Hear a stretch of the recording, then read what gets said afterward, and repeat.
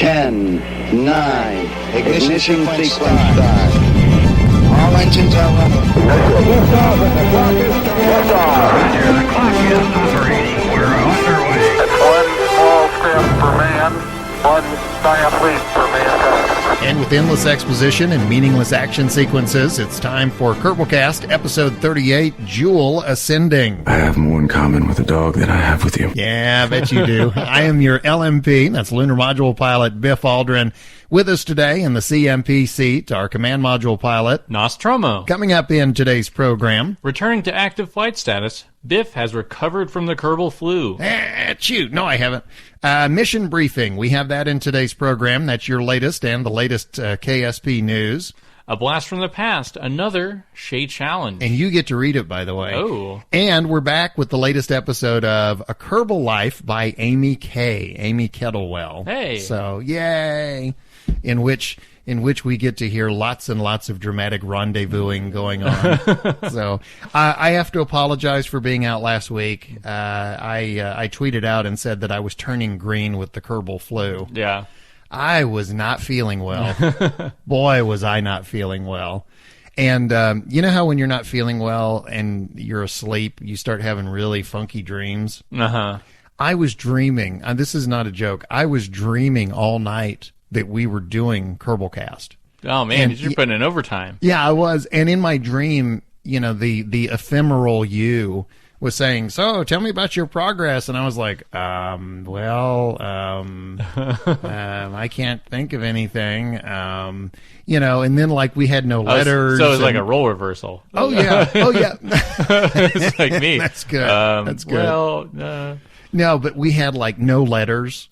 Right. Uh-huh. And you know, like nothing was working. Right. And you know those dreams you have like where you're naked going to work and things. That's kind of what I had, like a naked Kerbalcast dream. So anyway, and I had at that point. I'm glad it wasn't a naked Kerbalcast premonition. Yeah. I just want to thank you for that. Yeah. Oh boy. Yeah. That's where you're glad it's not video. Yeah. But I was, at that point, I had not printed out any letters. I hadn't organized anything. I wasn't ready at all. And I woke up and I wasn't feeling well. And like I said, I'd had those goofy dreams all night long. Yeah.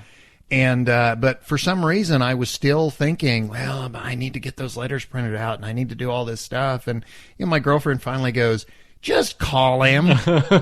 Just tell him you're not feeling good. There's, you know, because I couldn't like put two sentences together. Yeah. Worse than normal. Yeah.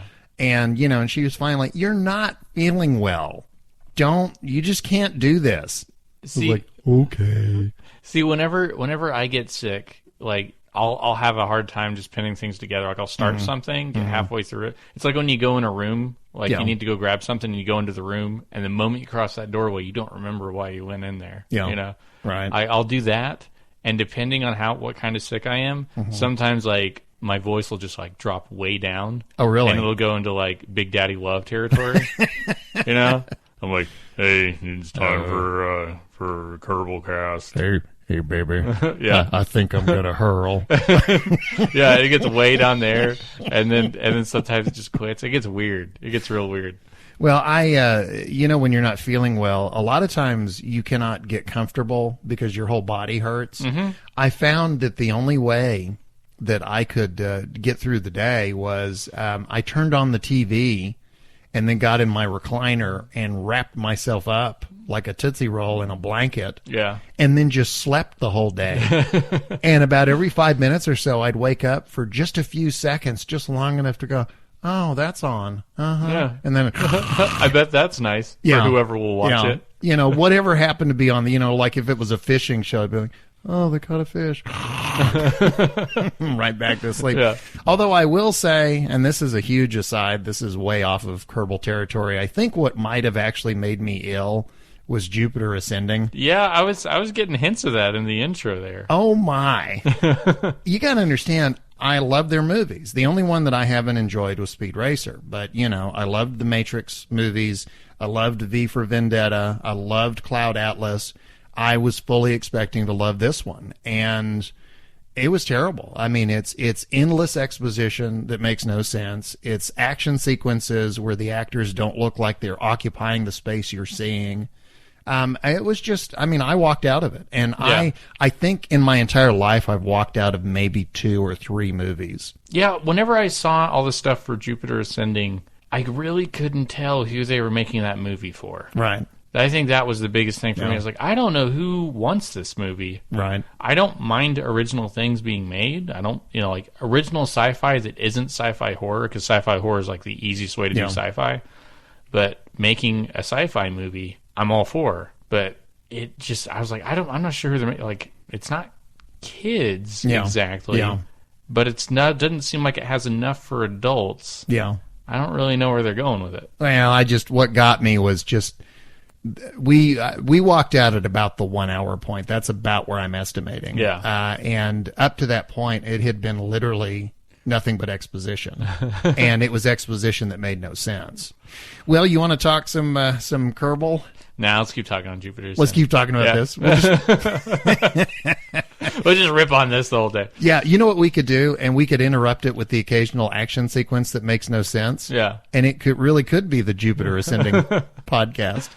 Have you had a chance? I know you were out of town again this week. Yeah, I'm pretty much. I've done the math. I'm at around like whenever I'm working, I'm about 90% out of town. Oh, wow. So there's a lot of out of town. But I mean, I'm back on weekends, so whenever I get time to play, I do. Are you literally living in hotels now? Pretty much. Yeah. Wow. Around four days of the week, I'm out there. That that explains something. When you got here a little while ago and you started looking for the ice machine, I couldn't figure out why you were doing that. I had a pocket full of little packaged soaps. Yeah. If you notice that anytime you check into a hotel, you immediately go into hunter-gatherer mode. It's like the most important thing in your life is where's the ice machine. Yeah, we look for that, and then you look for the vending machines to see. It's like, okay, in case I need anything, here it is. And then you, I have a roommate. It's one of my coworkers that I'm sharing a room with. So the first thing, it's like, okay, what do I have to claim? Like what's going to be mine versus what's going to be theirs. You get out the duct tape and you draw a line down the middle of the room. This part is mine. My part doesn't have a bathroom. Well, too bad. Too bad. You've got a window. Yeah. Use it. So, I spend a lot of time out of town now. Okay.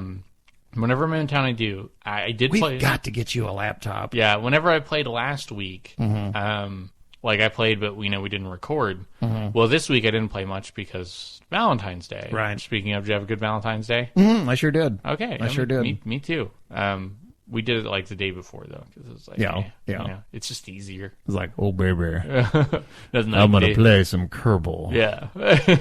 and you get to watch. Yeah. Ooh. Oh. Actually, for Valentine's Day, old Biff bringing back romance. My girlfriend and I played the co-op mode on Portal 2. Did you really? Yeah. Like, she doesn't play video games or anything, but I was like, hey, let's just try this. There aren't really bad guys or anything. We'll just, it's just the two of us doing puzzles. And she really liked it, so it was pretty fun. But because we're both too broke to go to nice restaurants, so my girlfriend, the present she gave me was, she said, "Hey, I'm still with you." Yeah, so that's I mean, really, yeah, the best thing you can get. Yeah, she's like, yeah, go find another girlfriend. Happy Valentine's Day. Okay, so my progress. Yes.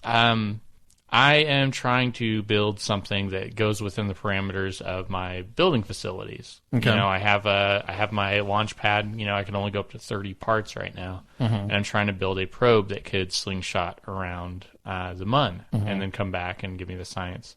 Well, the reason I'm trying to get the science, because I'm also sending something out of Kerbal orbit, like completely out of the sphere of influence, so I could get some sun science. Are you still in the same? Have you restarted career mode, or are you still in the same? No, I'm still trudging through it. Okay. Because I haven't, like I said, I haven't taken it far enough to completely nullify my chances of growth. But I did. Okay, correct that just to make sure we're on the same page. Okay. Whenever it hit 0.90, I started profile, and I really didn't like it. Well, I redid it since then, and that's whenever we talked about an episode or two ago. I think it was the last episode. How high you would have to go to unlock the next contract and the next contract. Yeah, and that's the one you're still playing. That's the one I'm still playing. Okay. So yeah, I'm on 0.90 attempt number 2. Okay. So what would that be? 0.90.2? Yeah, let's Yeah, let's just say that. Okay. So, yeah, I've been playing through that one, and I sent something out of the Kerbin Sphere of Influence to get some sun science and transmit it back, and then I'm trying to get a probe around the moon and send it back because I want to get the science to unlock just wheels for so I can make space planes and pretty much a rocket car. Okay. Because I want to just make a rocket car because I have a couple places on the continent where I just need to get land surveys. So if I get those wheels, then I can just build a rocket car and drive over there. Because have you ever done a rocket car before? No. Okay. So I'm curious to see how that goes. Well, do you know why I ask? Given the amount of damage that like rollies take, Yeah. I'm wondering how far you can go with a rocket car before it. Wheels can take a lot Really? of damage. Like Okay. in my experience building rollies, they take more damage than a command pod. Yeah. There's a couple things I've used to roll around with, and they can take a pretty good amount of punishment, even if like they catch air and they land. They have the shock absorption to handle that.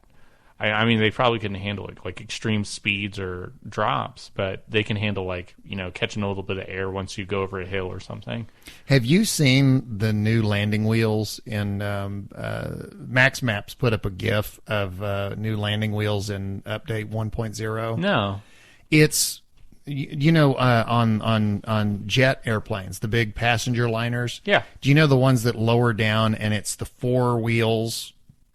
Yeah. And then yeah. it's got and it lowers out it's of like them. it's like two pairs of two. Yeah. Yeah, it's almost like a pair of roller skates. Yeah. But yeah, they're like jetliner wheels now. Oh, awesome. Yeah. No, that'll be good. Yeah. Yeah, because I could build a space plane and fly over there, but I'm not good at the whole landing thing yet. So I'm going to build like a rocket car, but once I get the science to get those wheels, then I think I'm going to go for stability too. So I'm going to build it kind of like a pontoon boat. So it has enough like surface area. It's not going to just flip all over the place. So that's my plan. I will say that even for those contracts, some of them are compounded contracts. So it's like get a surface sample from these 3 or 4 areas, and thank goodness that those exist, because without those, I can still only take one contract at a time because I can't cancel the MUN contract. Right. Unless I upgrade the administration building, which I don't want to spend money on that. Right yet. Remember, we had talked, of course this is 2 weeks ago now, but we had talked about, we were wondering if you could take 2 uncancelable contracts and basically lock yourself out of the game. Yeah. I think it's possible. I don't know. I don't have we'll find out. I don't have a second uncancelable contract that I could take right now.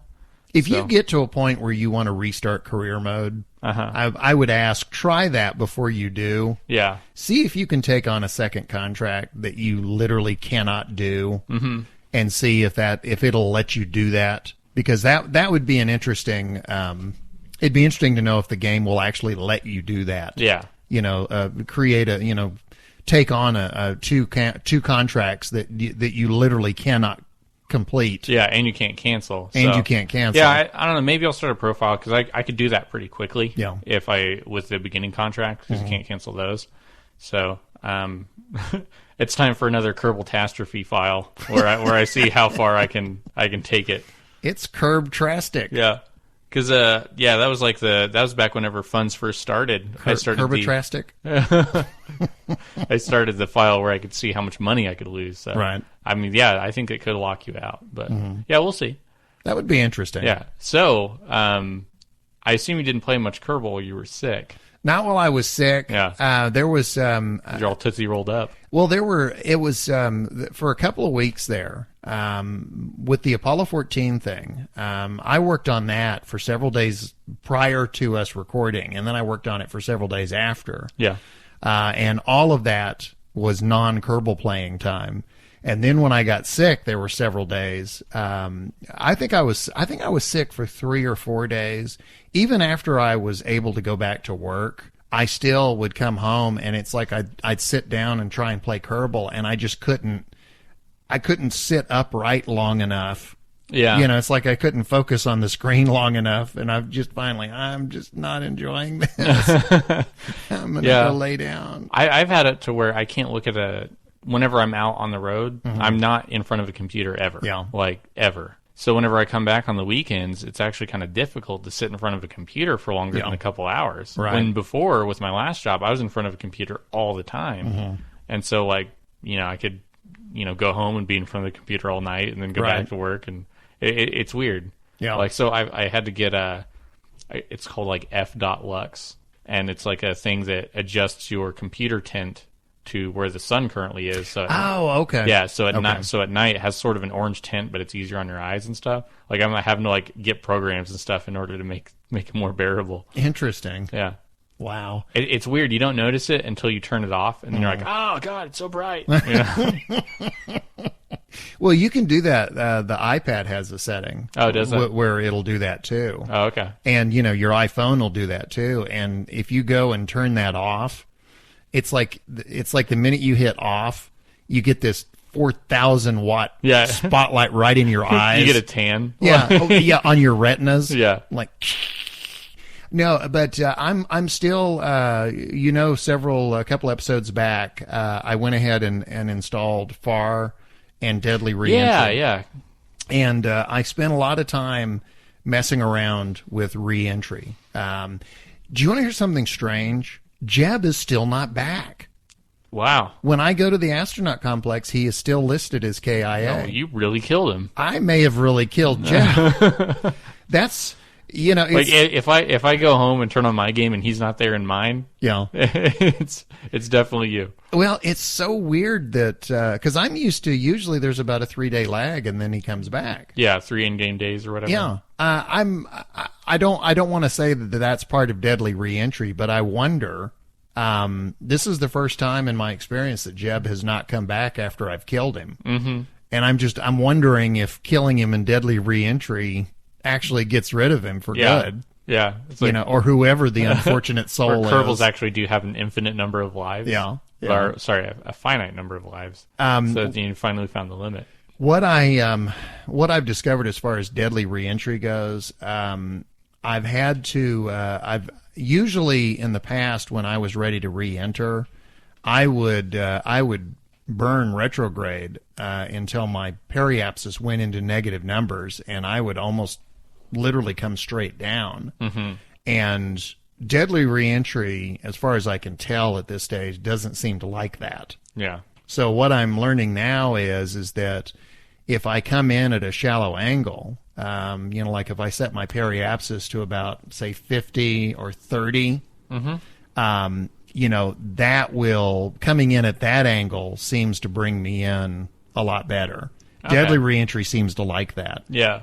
Another thing I ran into with Deadly Reentry, and I don't know if this is the case or if this was just a goof up and I came in at the wrong angle or whatever, but I was messing around quite a ways back, and I put a space station in geosynchronous orbit directly above the Kerbin Space Center on Kerbin, and I put it in an orbit to where it was always directly over that. It was rotating at the same speed Kerbin was. Yeah. So it was perfectly synced with KSC. And I had 3 Kerbinauts on there. And I, after a while, I thought, I have never gone back to that station. They're still hanging around. They had a science center. I mean, they're all just still hanging out there. And I finally thought, well, I guess it's about time to bring them home. And I had an escape module built into it. It's the 3-seater command module, and I had a little booster on it that was meant to deorbit them and then bring them back. And the first time I tried to bring them home, they came into the atmosphere and immediately exploded. Oh yeah, because you have the Deadly Reentry. Deadly Reentry, and the command module didn't seem to have heat shield. Now, remember, I put the space station up there before I installed Deadly Reentry.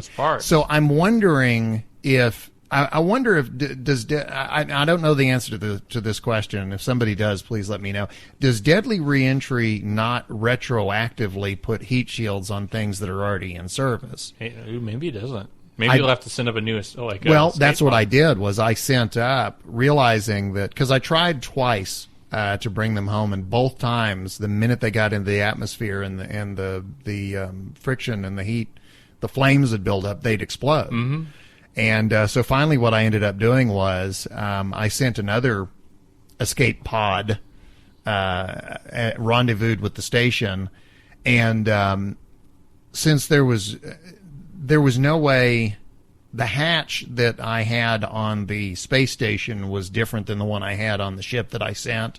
So the way the guys got into the EVA, the way they got into the escape pod was they EVA'd from the space station to the escape pod that I had sent up. Mm. But they EVA'd, they got in, and then I brought them in at a shallow angle, and they splashed down just fine. So they made it back, and then I just deleted the space station. But I'm curious if deadly reentry doesn't retroactively put heat shields on things that are already in service. Because if that's the case, that's why I had to go get them. You didn't just deorbit the space station to watch it blow up in the atmosphere? Well, I was already watching them blow up. Yeah. Well, considering Jeb has not come back, I didn't want to add 3 more Kerbals to my KIA ledger. Yeah. So, yeah, those are 2 questions I have about deadly reentry. Does it not retroactively give you heat shields to things that are already in service when you install it? And secondly, does deadly reentry, when you lose somebody, are they gone for good until you restart the game? Those are 2 questions I would have. I am, strangely enough, because I am learning now, kind of relearning the game with FAR and deadly reentry, I have been spending, most of my time has been spent getting up into orbit, getting to the mun, landing on the mun, coming back from the mun, re-entering and splashing down. That's most of what I've been doing. Yeah. I did mess around a little bit. Do you remember in the last episode somebody suggested that the way to get off of Eve is by using space planes? Yeah. Okay, we have since had people write in and say, okay, but remember, you can't use jet engines on Eve because it doesn't have oxygen. So... Well, yeah, so, but, I mean, you can still, and this is what I've been messing around with. I built a rocket that has wings on it like a space plane, and I launch it vertically, and as soon as I get off the ground, almost right after I hate to say clear the tower because there isn't technically a tower, but once I get up and off the ground, I pitch it over to about 70 degrees, somewhere in that neighborhood, and I start to fly it more horizontally than I do vertically. Okay. And understand, I built this thing without paying any attention at all to center of mass, to the center of lift. I didn't do any of that. I just put some wings on it and a tail and the whole. It's basically a rocket with spaceplane wings and a spaceplane tail. Yeah. And strangely enough, that thing flies just fine. Yeah, kind of like a shuttle. Yeah, except. Notice there's an except. When I first get off the ground and I pitch over to about 70 degrees, okay, so I'm flying horizontally, but I'm still gaining altitude. The wings are fairly steady, okay, and I've got the wings are kind of like they're almost they get bigger as they go out. Okay. Yeah, they're not just rectangles sticking out of the side of the thing. Yeah. Okay. But as I get higher and higher in the atmosphere, the wings start to flap. You know? Yeah. They start to kind of they start to kind of very slowly move up and down. Once I actually get up into the thin part of the atmosphere, those things are going. I mean, they're like a goose on caffeine because they are just flapping wildly. They're not breaking off. They're not yet. Okay, we'll see. Yeah, they're flapping wildly, and by this point, of course, the rocket itself is pitching up and down. Yeah, I bet that's hard to control. Yeah, no kidding. Yeah, but once I get up and over, I haven't been paying attention to the altitude, but once I get to on the atmosphere where you go from the dark blue into the lighter blue, right when you get to that point, basically the wings blow up and the rocket starts tumbling head over head, and then the whole thing explodes. Yeah. And then the little probe core that was controlling the whole thing is just kind of just flying, just all by itself. No more ship behind it. Who needs it? So, and I wasn't trying to build a space plane. I was just kind of messing around with, I'm going to put wings on this thing and see what happens when I launch it vertically. And because, again, I am telling you, man, Eve is like the most abusive relationship I've ever been in my life. Yeah. I know she's bad for me, but for some reason I keep thinking, well, man, maybe if I just, I keep thinking about, boy, maybe if I just go back with wings, I can get off, I can get off the surface of Eve. And it's like, and my friends are all going, she's not good for you, man. You need to just cut the ties with her.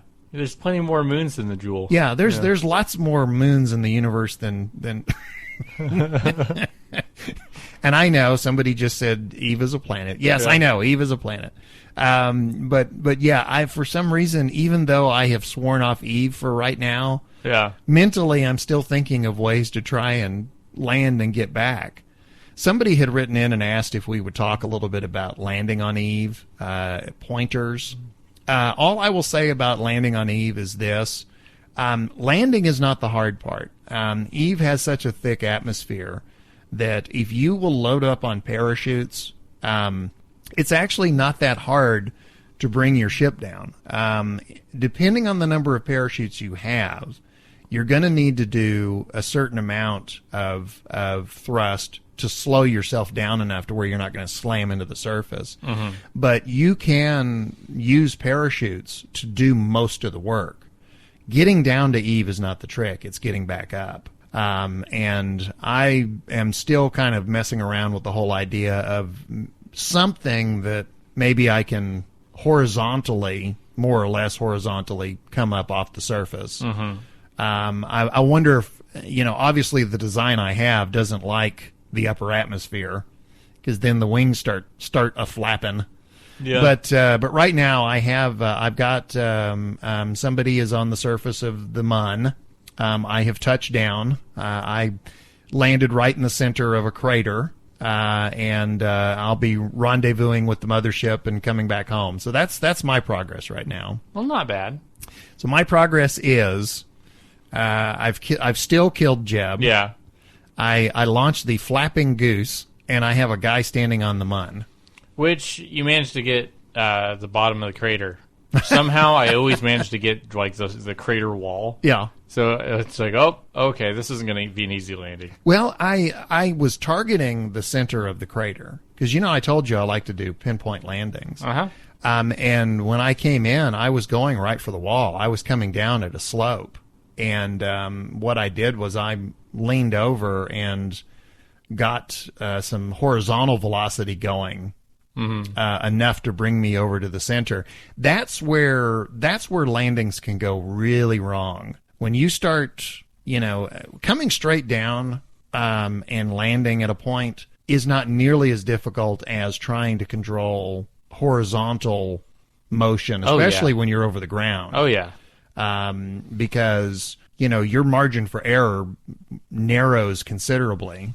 Yeah, it's like you only have so much time before you get in a dangerous, like distance from hitting anything. Yeah, you can.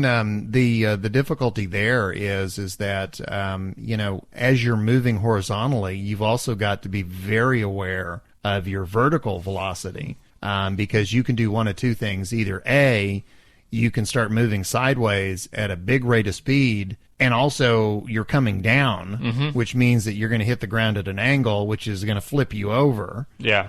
Or, at best. Yeah. Or the other thing you can do is you can build up too much vertical speed, and not only are you moving sideways, but you're going up, and you end up not moving towards the center of the crater. You go up and over the lip of the crater, and so now you're so far down range of it that trying to get back to it is a waste of fuel. You can eat up a lot of fuel. Yeah, it's like you either get too low and you end up potentially having to hit F9 a whole bunch, or too high and it's like you use up a lot of fuel in the process trying to get where you need to be. And the other thing too is if you come down too hard, I mean, you've run into this before. You come down too hard, if you damage a part, Like, for example, if you hit hard enough to where you dislodge your engine, your engine bell, it's not going to light. So you're sitting there with no way to get off. You can't repair it. It's done. I'm still using, since this is the MUN, I'm still using the very lightweight lander, which is completely monopropellant. Yeah. It's a single occupant capsule on top of an 800, oh shoot, I can't remember. What's the fuel measurement, for monopropellant? Like per fuel unit? Yeah, it's like 800 units of monopropellant. It's that tank. Is it the round one? Or? Yeah, it's the round white one. I think those are 100 apiece. Yeah, no, this is I said round. It's the one that kind of looks like the mystery. It's round, but it's flat on the ends, on the top and bottom. It's the it's the tubular shaped. It comes from, I think it's from KW Rocketry, which I will say, we haven't talked mods a lot lately, but to me, KW Rocketry is essential. Yeah. They have... is that one of the ones that you think they should adopt into the main game? I'd love it if they would, because the ships that I build, typically I've discovered that the parts that I go back to over and over are all KW Rocketry. Oh, okay. And I've also noticed that the parts that I use start to change my gameplay style. For example, I was using, off the top of my head, I cannot remember what the engine is called, but it's a silver kind of engine, and it's the one that has the 2500 thrust. And that was the one that I had been using on everything. Was that a Rocomax? No, I believe it was KW Rocketry. If I'm not, okay. if I'm not, and I could look it up here in a minute. But that was the one that I'd been using on everything. And then just recently, I discovered, I believe it's KW Rocketry has an engine called I believe it's the Titan 5, and it has like 11,000 thrust. Man. But it's one of those that has to cycle up and cycle down. And for example, when I try and do rendezvous, with the other engine, I'm so used to being able to, I can just, I can tap it on and off like that. Yeah. With the other one, it's like you tap it, you can literally go on off and it will cycle up and cycle back down. So it's got to wind up a little bit. It's got to wind up a little bit and it's got to wind down. So when I'm setting up a rendezvous, for example, I can, whether I'm burning retrograde or prograde, I can actually overshoot my rendezvous point if I don't properly estimate the wind down time on the engine. But I've discovered, the some of the heavier engines like that one, I have always thought of them as lower stage engines, and I use them primarily to leave the atmosphere. Yeah, you know what? And I said 11,000. I'm wrong. That's not the Titan 5. Is not that. I need to go back and look at what it is. There is the one that I was talking about. It's a lower stage engine, and it'll lift virtually anything. And that's what I usually use for my lower stage. But the Titan 5 is a very powerful engine, and I have been using it. I've always thought of it primarily as a lower stage, but I'm discovering there's a lot of advantages to using it as an upper stage. Now, I think the lower one that I've seen you use most is, I don't remember what it is, but it's like, it's white and black, and it splits off into two. Yeah. At the bottom. Is it that one? Well, no, the one I was talking about, it's, I'll have to look it up again, but it's 2,500 thrust, and it is silver, and it's got a single bell on it. But the Titan 5 has it splits off into two bells. And that seems to be, that's a very effective, I'm discovering it's a nice rocket. It's a very versatile rocket. I'm saying rocket. It's a very versatile engine. Mm-hmm. But it's also changing my play style because I'm having to get used to an engine that cycles. And I'm not used to an engine that cycles up and cycles down. Yeah. So anyway. I wish, I had I didn't realize we were going to go into this. Yeah. And so if I had thought ahead that we were going to talk about this, I would have, me, I would literally have notes in front of me. Yeah, you normally have notes right now. Yeah. So anyway. Well, that's Kerbalcast, folks. Well, there you go. Yeah. Okay, so I guess we're done with our progress. Yeah, I think that's it. Okay, very good. And now your letters and the latest news in the mission briefing. Okay, first letter. This comes from Wesley C. And again, we have quite a few letters this week. Reason being, obviously, we have 2 letters, 2 weeks worth of letters. Yeah. By the way, we have a very lengthy letter sent in by North Star, but we do not have it in today's program because I need to do some editing to have it. Mm-hmm. So it will be in next week's program. But he wrote in a very lengthy letter. And it's a very good letter. I just want to get it to where it translates well to the podcast itself. Yeah, you don't want to just hack and chop a whole bunch and lose content. Yeah, I didn't want to. So we'll do it justice. His letters are so informative. I do not want to. I don't want to just randomly start chopping away. Yeah, they're very content heavy. Yeah, very much so. Okay, I've got the first letter, and this comes from Wesley C. And he says, you've probably gotten dozens of emails about this already, but just in case, here goes. Well, you're the first. Yeah, and it's good that he actually wrote in because he's the only one that wrote in about this. Oh, okay.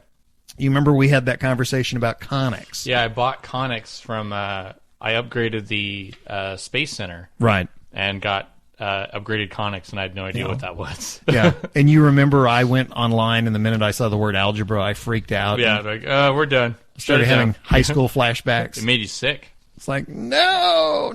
Okay, Wesley C. says, in KSP, conics are simply the, quote, more advanced orbits you see in map mode. Like when your ship's orbit intersects MUN, and the game, shows you how that encounter will change your ship's orbit. In math, and even in the game, it has a deeper meaning about cones and Kepler's laws of motions and math and stuff. But really, that's all it is. Nos unlocked the ability to see where his ships were going, even after intersecting MUN, Minmus leaving Kerbin's SOI, Sphere of Influence, and all the other stuff. I'm glad he wrote that. Yeah. That makes perfect sense. Okay, yeah, that does make sense. What I was reading on Google, I was, no! To unlock maneuver nodes, you need to upgrade mission control once, but you also need to have the tracking station upgrade you did, so you didn't waste any funds. Do you feel better now? Yeah. Okay. A little bit. They call this mission planning. Talk at you later, Wesley C. Thanks, Wesley C. That's actually going to help me out. Yeah, we'll see. Well, and the nice thing is, you didn't blow your money. I didn't buy something that was pointless. That is playing a game, especially when you can't recover the funds. Mm-hmm. When you upgrade something, when you spend funds or experience points or whatever to get something, and then you're like, I didn't need that. Then it's like from that point on, you're grudgingly playing. Like, well, okay, I'm still going to play, but I'm not going to like it. Like when you spend all your time upgrading a certain character in Final Fantasy VII, and then it was all pointless. But anyway, this next letter is from MK3424. Hey, Biff and Nos. In the year 3424. Okay, well, thanks for joining us for Kerbalcast. I hope you will feel all right by now, Biff. And hope you feel good. Lately, I've been testing out a mod that I have neglected and came to a conclusion that it's so much fun. I'm using a mod called Probe Control Room, which adds a mission control IVA to any probes and relies on some other mods to function properly. I've been launching mini probes into orbit with this and have successfully landed a probe on the MUN using only the camera feeds in the Probe Control Room and telemetry on the first try. That is not easy. No. I should give Kerbal Space Agency, the Twitter handle is @KSA_MissionCTRL. Kudos for the inspiration to use the mod. Did you know what that was? Somebody's logged into Steam. Somebody while you're talking, I'm bringing up Steam because I want to look up those engine parts. Uh-huh. And somebody just texted me. So check out @KSA_Mission Control. Kudos for the inspiration to use the mod. Space out, and we'll provide a link to the mod on our website. Yeah, we'll do that. That's funny Yeah. Because I've got my laptop patched into the control board, so that little bleep noise you heard. Actually, it looks like somebody's trying to watch. Yeah. Oh wow. Oh, they're going to be real bored. Oh yeah. Well, they're gonna, the way the laptop is sitting, they're gonna be looking at the back of my head. Yeah. Oh. Oh, you know what? I wouldn't wish that on my worst enemy. Okay. Next letter's from Andy B, and it says, "Hi, Biff and Nos. I love this line. Okay, because Deadly Reentry and FAR. Who challenged me to use that? Amy K. Right. Yeah. Says Biff, welcome to KSP on the Kettlewell setting. Oh, we have coined a term there. Amy, we have a setting in the game named for you now. I've been playing games since you had to type them in from magazines. I remember that. I remember those days. I do not. Yeah, well, I guess that's our age. Yeah. I had a Tandy color computer, and you would get magazines. You could subscribe to magazines, and literally they would have games.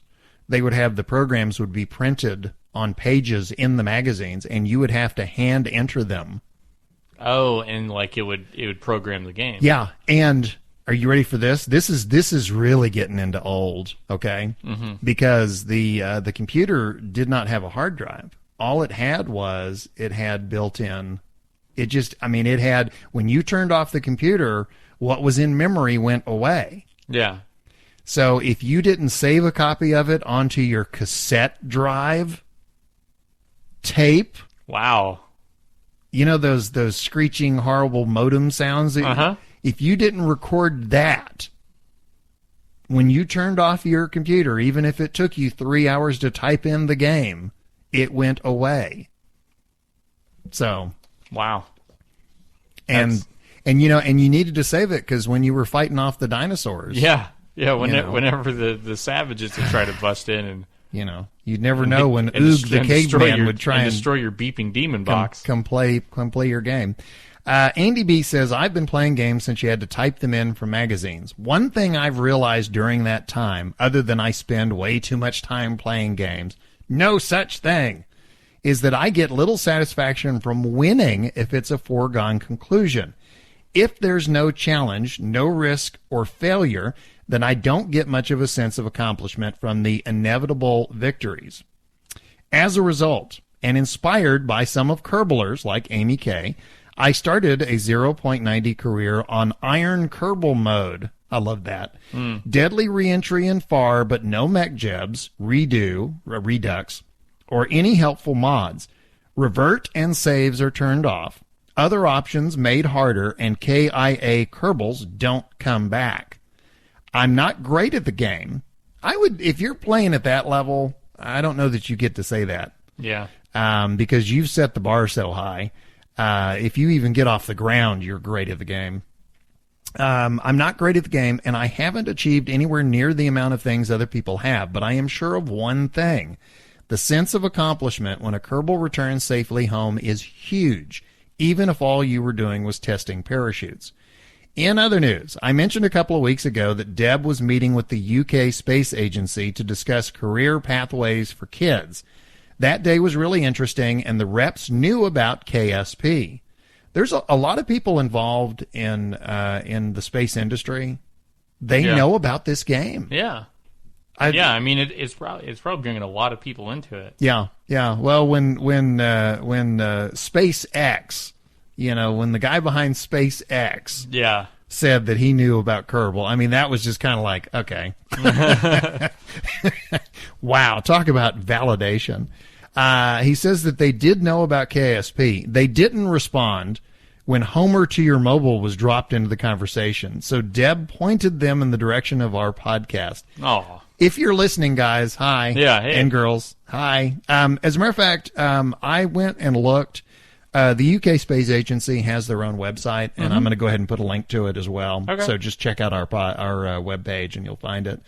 Deb pointed them in the direction of the podcast. The reps were great, though, and their academy is offering some fascinating apprenticeships and courses. Diploma in Space Agency. Wouldn't that look great on a CV? I'm assuming that's resume. Mm-hmm. But anyway, if you want to find out more about those apprenticeships and courses, you can go to their website, which we'll do a link to. Finally, you talked in your last podcast about Steam and someone trying to watch you play. Oh, that's funny, because I think we've got somebody who's doing that right now. I have to admit to your audience, I think that was me. I have difficulty not clicking things to see what the click they do. A useful clicking habit in KSP. But while having a clicking sandwich and browsing clickily through Clicky Steam, I noticed you were clicking playing. I saw the button and click. The rest is clicking history. Thanks for the great podcast. Homer to your mobile. He should say Homer to your clicking mobile. Andy B. Thank you, Andy. Have you had when you're on Steam? Do you have people contact you and chat with you and stuff? Amy K did. Really? Thomas Eccles did, and I don't know if I've had anyone else, but I've had a couple, and occasionally I'll see him get on and playing stuff, mostly Kerbal and stuff. But I like it. If you see me on and I'm playing, obviously Biff Aldrin and you're Nostromo. By the way, somebody the other day was saying that they couldn't find you. Nostromo is 2 words. Yeah, it is 2 words. Yeah, and they were trying to find you as 1 word. Yeah, there's like I don't know how somebody described it. It was like a zombie with sunglasses as my little avatar. Yeah.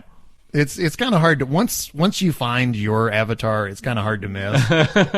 The one thing I will say, if you see me playing Kerbal Space Program and you are chatting with me, there will be some gigantic pauses occasionally, and that's because I'm doing something like Rendezvous or something. Yeah.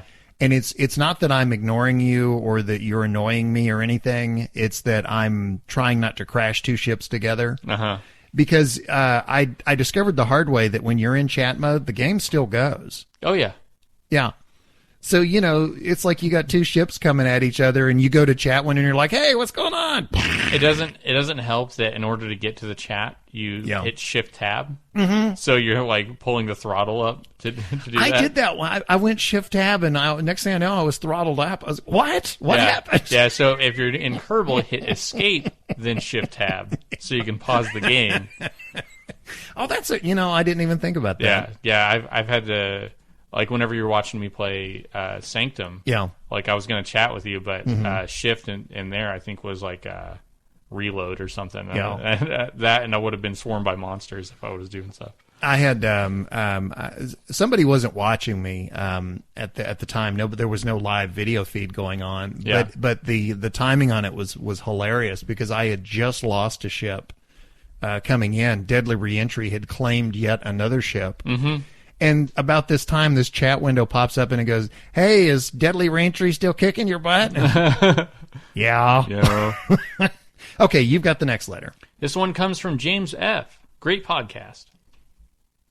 Okay, well, thank you. I like how you guys have different experience levels with the game and are still learning, especially after joining I especially enjoyed the After the Credits Apollo 14 segment. Yay. Thanks for putting the work in on that. Quality stuff. It came out really great. You did a great job producing. Thank you.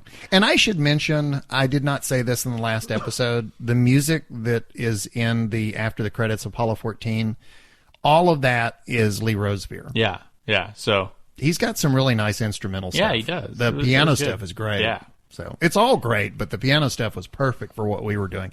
I apologize. Continue. Okay, back to James F. Been playing since version 0.20.2 and have over 1,000 hours in. I've been to Kerbin's Moons, that's Moons Biff, not planets, many times, but still haven't landed Kerbals on other planets. KSP is my first early access game, so I've intentionally taken it slow since I knew it was far from finished, and you never get that virgin experience after your initial accomplishment. I don't know squat when I started, so it's been a wonderful ride, and I want to make it last. I've also found too many distractions around Kerbin, spent most of version 0.23 building a stock parts replica of the ISS. Started as messing around, but when it became an obsession, while building it, I learned a lot about the ISS. It was fun to watch videos of assembly shuttle launches and then add that part in the game. The scale isn't right, but I like the result, and it was great practice for rendezvous and docking. During episode 37, a statement was made to the effect of, contracts are just part of the game that you have to get through to get to the good parts. Yeah, I think that was one of our letters. Yeah. I think you may be missing... I think I said that, too. I think you may be missing the mark a bit on this point. If you choose to play career mode, you are embarking on an endeavor to start and run a successful space program. It's for players that will enjoy, or think they will enjoy, that kind of challenge. Think of it like SpaceX. Musk has stated that his goal behind SpaceX is to start a Mars colony. In order to achieve that goal, he has to build up a SpaceX to the point where that can be attempted. Basically, this involves making money via contracts. Completed contracts also serve to improve the technology and reputation of SpaceX so that they can get additional contracts and improve the technology further. Rinse and repeat until eventually a Mars colony attempt is possible. I know it seems I just validated your point that contracts are just parts you have to get through to get to the good parts, but for players that choose this type of game, contracts are more than just that. As I've grown older, I've realized that the achievement in and of itself is great, but it's the journey that makes it special. It's those steps along the way that make the story. Can you get the same thing via sandbox play? Sure. You can set your own constraints and goals and work your way towards those goals. On the other hand, if you want to simulate what it takes to get little green men to build a space program, career mode and its contract system is the way to go. I have to think this is what Squad set out to create and admire them for sticking to their vision and making such a fun game that many kinds of players can enjoy.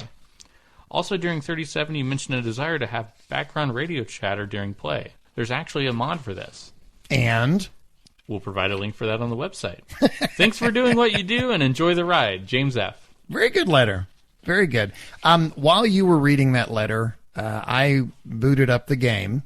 Yeah. That's where we got our chat request. Uh-huh. And I went ahead and looked. The engines that I was talking about earlier. Yes. The one that I had been using quite a bit was a Kerbodyne KR2L advanced engine. Okay. Max thrust is 2,500.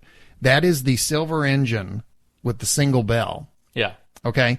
The one that I have been messing around with lately and been having a lot of fun with, KW Rocketry Titan 5, and that has 5,800 max thrust. And that's the one that has to cycle up and cycle down. Yeah. But that one has turned out to be, that one works really well with upper stage engines, or upper stages, and it works really well. Do you remember I talked about the train concept? It works really well with the train concept as well. Mm-hmm. Whereas, you have a front stage that has all the engines, and then you add cars to your train that are basically fuel tanks. And the Titan 5 works really well with that. Yeah. And you would think it would be a fuel hog. It's not, strangely enough. So anyway, I'm having fun, but it does change my gameplay style. Not having an engine that can turn right on and turn right off. Yeah. It changes how you do things. Next letter. This comes from Iniki, and there's several points in here. First one, design pointers for Eve. Biff, she's not good for you. Break up with her immediately. He didn't write that. You don't understand. You don't understand, man. We have something that you don't understand. I don't care. Let's see. Okay, design pointers for Eve. Make it fat rather than tall. I've discovered that with Eve, width has you want a wider ship. Yeah. Especially if you're coming down hard. A wider ship seems to absorb that a lot better. If you're top heavy, or if your center of mass is higher off the ground than most other places, you're going to find yourself wanting to topple over. Make it fat rather than tall. This makes it easier to land it in the first place. Yes, absolutely. Use lots of parachutes rather than engines, since the atmosphere is so thick that this helps more on Eve than anywhere else. Use every trick you can think of to increase your fuel efficiency, including SRBs, solid rocket boosters, at the start, and asparagus staging. You know, asparagus staging is, where you chain them out. Yeah, you chain your fuel tanks together, and you drop the you keep the same amount of engines typically, but you're dropping fuel tanks. Mm-hmm. So, or you keep the same amount of engines a lot longer. While you can use wings to help, use lower thrust-to-weight ratio, higher specific impulse engines. You still can't use jet engines as the air does not have enough oxygen. Remember, that's what we were talking about. Mm-hmm. Don't try to get home with the rocket. Just try to get it to orbit and have another return vehicle come and pick up the command capsule to return it home. That's something else that has come up before. We've talked about getting back off Eve. It has been brought up that you should not try and you should have another vehicle in orbit. Don't try and come home with what you left the surface on. Yeah. So, because trust me, it takes a lot to get back up into orbit. Landing guide for Lathe. North Pole has a very large land mass if you're having trouble finding landing locations. Remember, Lathe is a Jool moon, and that's the one where it's a lot of water and the land masses tend to be very small. Mm-hmm. Yeah, he's saying that the big land mass is up at the North Pole. So rather than try and have an equatorial landing, try and land on the North Pole. I wonder, does Lathe have a Santa Claus? It's I don't know. He's pretty laid back. He doesn't really have to work that often. Can you imagine? I mean, he already has to hit every house on one night on Earth. Now it's like he's branched out and he's hitting every house on every planet in the universe. So you think all of the planets have like one unified... Every North Pole has its own Santa Claus. Oh, okay. So like there's not like one Kerbal Claus that goes to every planet. Claus. Because if you think, their Christmases all had at different times. So you want to hear a really bad joke? As opposed to my normal jokes. Yeah. Just go ahead. That's what you have to sign if you get a job at Squad. Oh, a Kerbal Claus. A Kerbal Claus. Okay, let me keep going. Let's see. Jet engines do work on lathe, so you can easily make space planes to fly around and find good locations with little fuel usage. Do you know what I meant to mention this earlier, but do you know something that I wish was in the game? You know there's a cheat console that you can bring up in the game. Yeah. Okay. Alt F12. Yeah, Alt F12. I wish... you remember I mentioned earlier, I was messing around with putting wings on a rocket, and, you know, the idea behind that is that's me kind of mentally working my way back towards Eve at some point. Mm-hmm. I wish anything that, like, for example, if I try and build something that I want to use on Eve, I still have to get it there. Yeah. Just to see if it works. I wish that the cheat console would allow you to designate a starting planet. Like if you're in test mode, like you can build a ship. Oh, okay. And then you can basically say, you know, I want to test this on Eve. Teleport to Eve. Yeah, teleport this to Eve so I can test it. Rather than that way you can, because a lot of times when I'm messing around and designing things, I'll get all the way there. And then, as I'm trying to come down, that's when I discover. Yeah, that's when you do the testing. Oh, yeah, it's almost like forgot. there should be like a test planet. Yeah, that's like just around orbit of where of Kerbin, and you can adjust the gravity values for whatever. Since it has a built-in cheat console, I wish that was an option where you could cheat and choose a starting planet, just so you could test something. Yeah. And then go back into regular game mode, and then actually take it there. I know someone would argue probably that takes away. Yeah, it makes it too easy or whatever. But it's like, I don't know. I would like to be able to test. Yeah, under those conditions. That's the thing that kills me is like you spend all that time to go there, and then it doesn't work, and you're like, well, now I got to spend all that time to do that again. Well, 10 hours from now, I'll see if the tweak I made worked. Yeah. Okay. Let's see. Where was I anyway? Space planes. Yeah, he was talking about space planes on lathe. Okay. Next point. And this is still the letter from Any Key. He says, hopes for Unity 5. Remember, the game engine they're using is Unity. Yeah. Unity 5. The main reason why Squad wants to switch to Unity 5, still under development, by the way, is that Unity 5 allows multiple cores to be used at the same time in order to calculate physics. In other words, less lag for too high of a part count. The reason this even came up was I was wondering why my gaming laptop was having trouble with a game that visually or graphically is not that intense. Mm-hmm. And it's because all of the physics are being calculated by one core. And I have a multi-core processor. Hopes for 64-bit. The main reason why Squad wanted 64-bit version is it allows more mods to be used at the same time. But with all the compression going on with the mods, this is becoming less and less important. Best quote from the podcast. If you can't hear me, you can go to YouTube to read the closed captioning. Being that if someone can't hear you, they probably won't know what you said. I'm not kidding. I got an email once at work, and somebody literally in the email said, please let me know if you don't get this email. Yeah. I'll let you know as soon as I don't. Yeah. So if I don't get the email, how do I know to email you to tell you I didn't get the email? Yeah. Anyway, that was, we had many digressions, but that was a letter from Any Key, and thank you very much. Okay, this one is titled How I Imagine Biff and Nos Look. Oh, you're going to love this. Hey, Kerbalcast, Liquid here. Listening to podcasts that are audio only, you tend to draw mental pictures of what the people behind the voices look like. I thought you guys might like knowing how I imagine you both.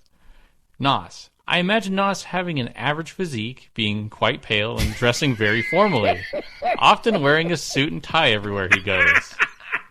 I imagine him wearing glasses and having brown reddish hair with some freckles. Lets his hair get shoulder length and then cuts it very short. Shaves regularly, though might grow a goatee for a month every now and then.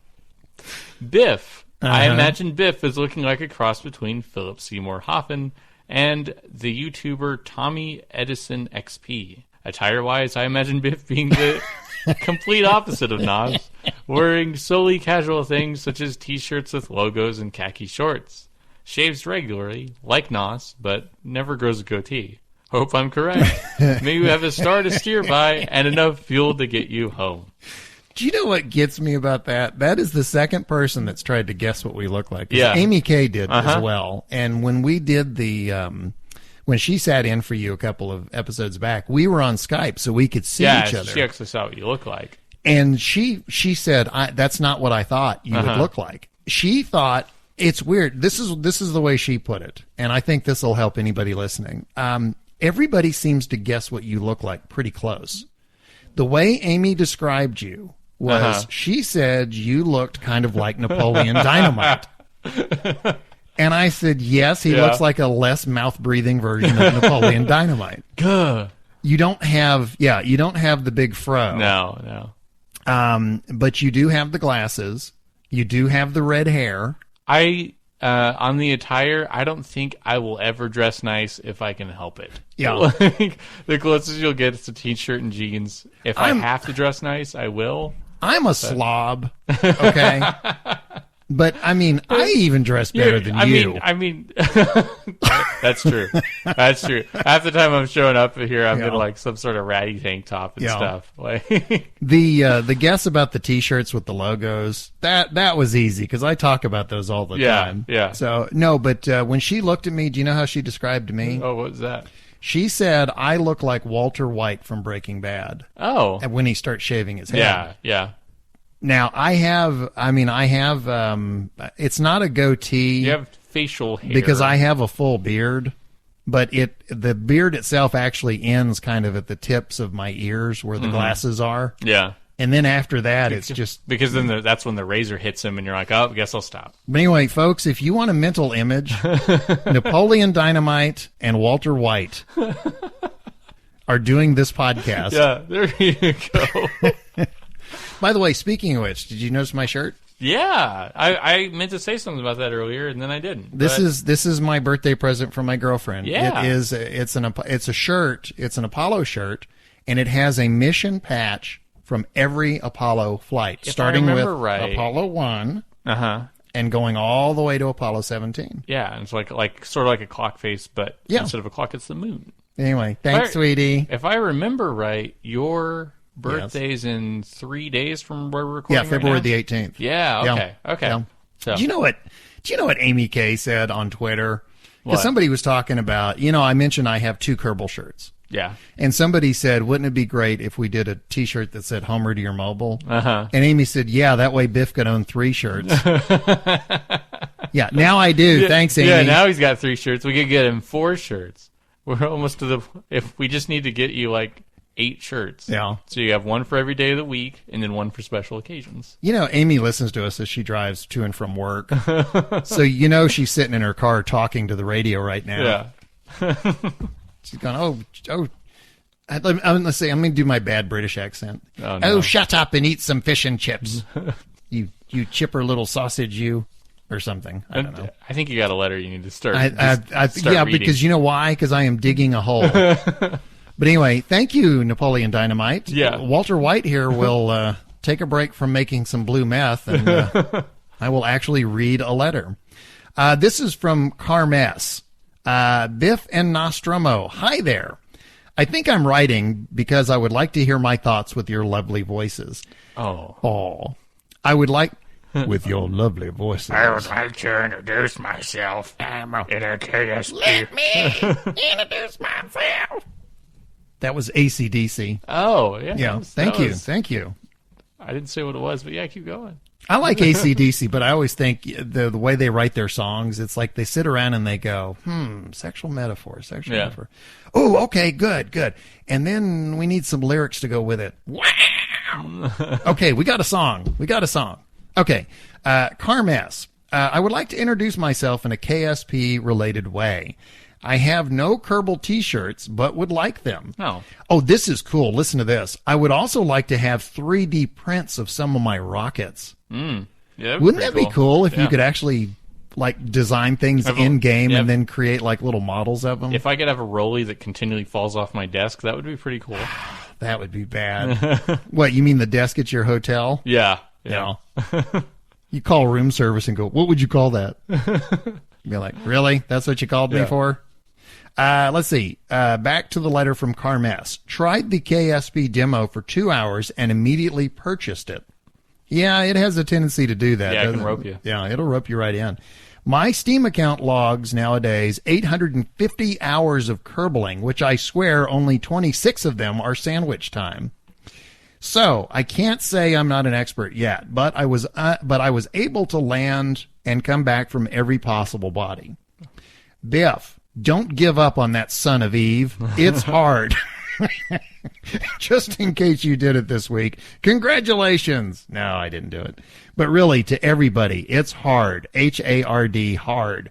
It was my second try to land after Duda, and it freaked me out.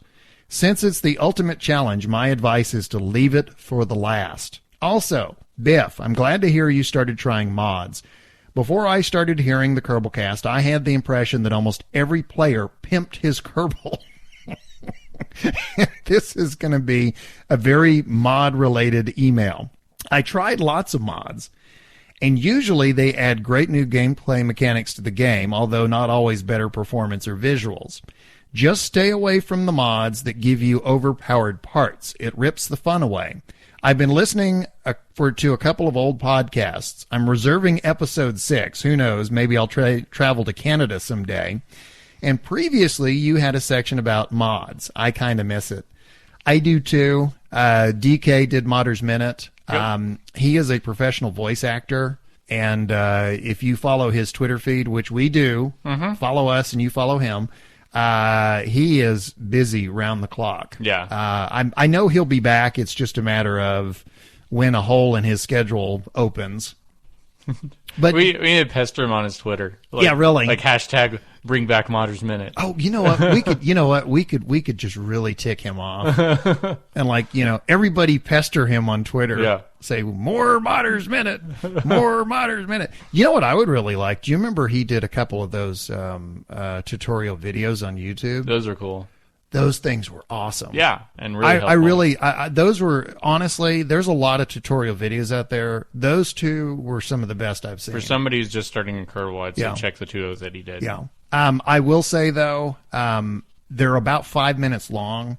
He and I were talking on email, and he was telling me, he said, those are 30, 40 hours of work. Mm-hmm. And it was like, yeah. It goes by in 5 minutes, but, it takes hours to put those things together. Yeah, so you gotta get a lot, and then you sift through it, and then when you put your job on top of that. So he deserves a lot of praise for that. Let's see. Okay, we miss Modder's Minute. Yes, we do too. I can't go without recommending the following mods. Deadly Re-Entry. Not even 10% of the difficulty in real world. Biff, you use it so you know what it's like. Alarms, fire, explosions.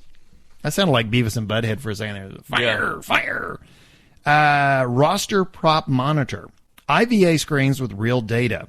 Biff, if you thought a MUN session or mission with Deadly Re-Entry is hard, I'll tell you the sense of accomplishment you complete. When you complete the mission, only from inside the cockpit is just another level. You remember I was trying that for a while, flying only from cockpit view? Yeah. Yeah. It's difficult. It's very difficult. Remote tech. Remote tech makes it that you need antenna links in order to make probes work. and it adds signal delay. It really adds a lot of new objectives and difficulties. Plus, I can't tolerate losing Kerbals. Well, I do, but I really take it seriously.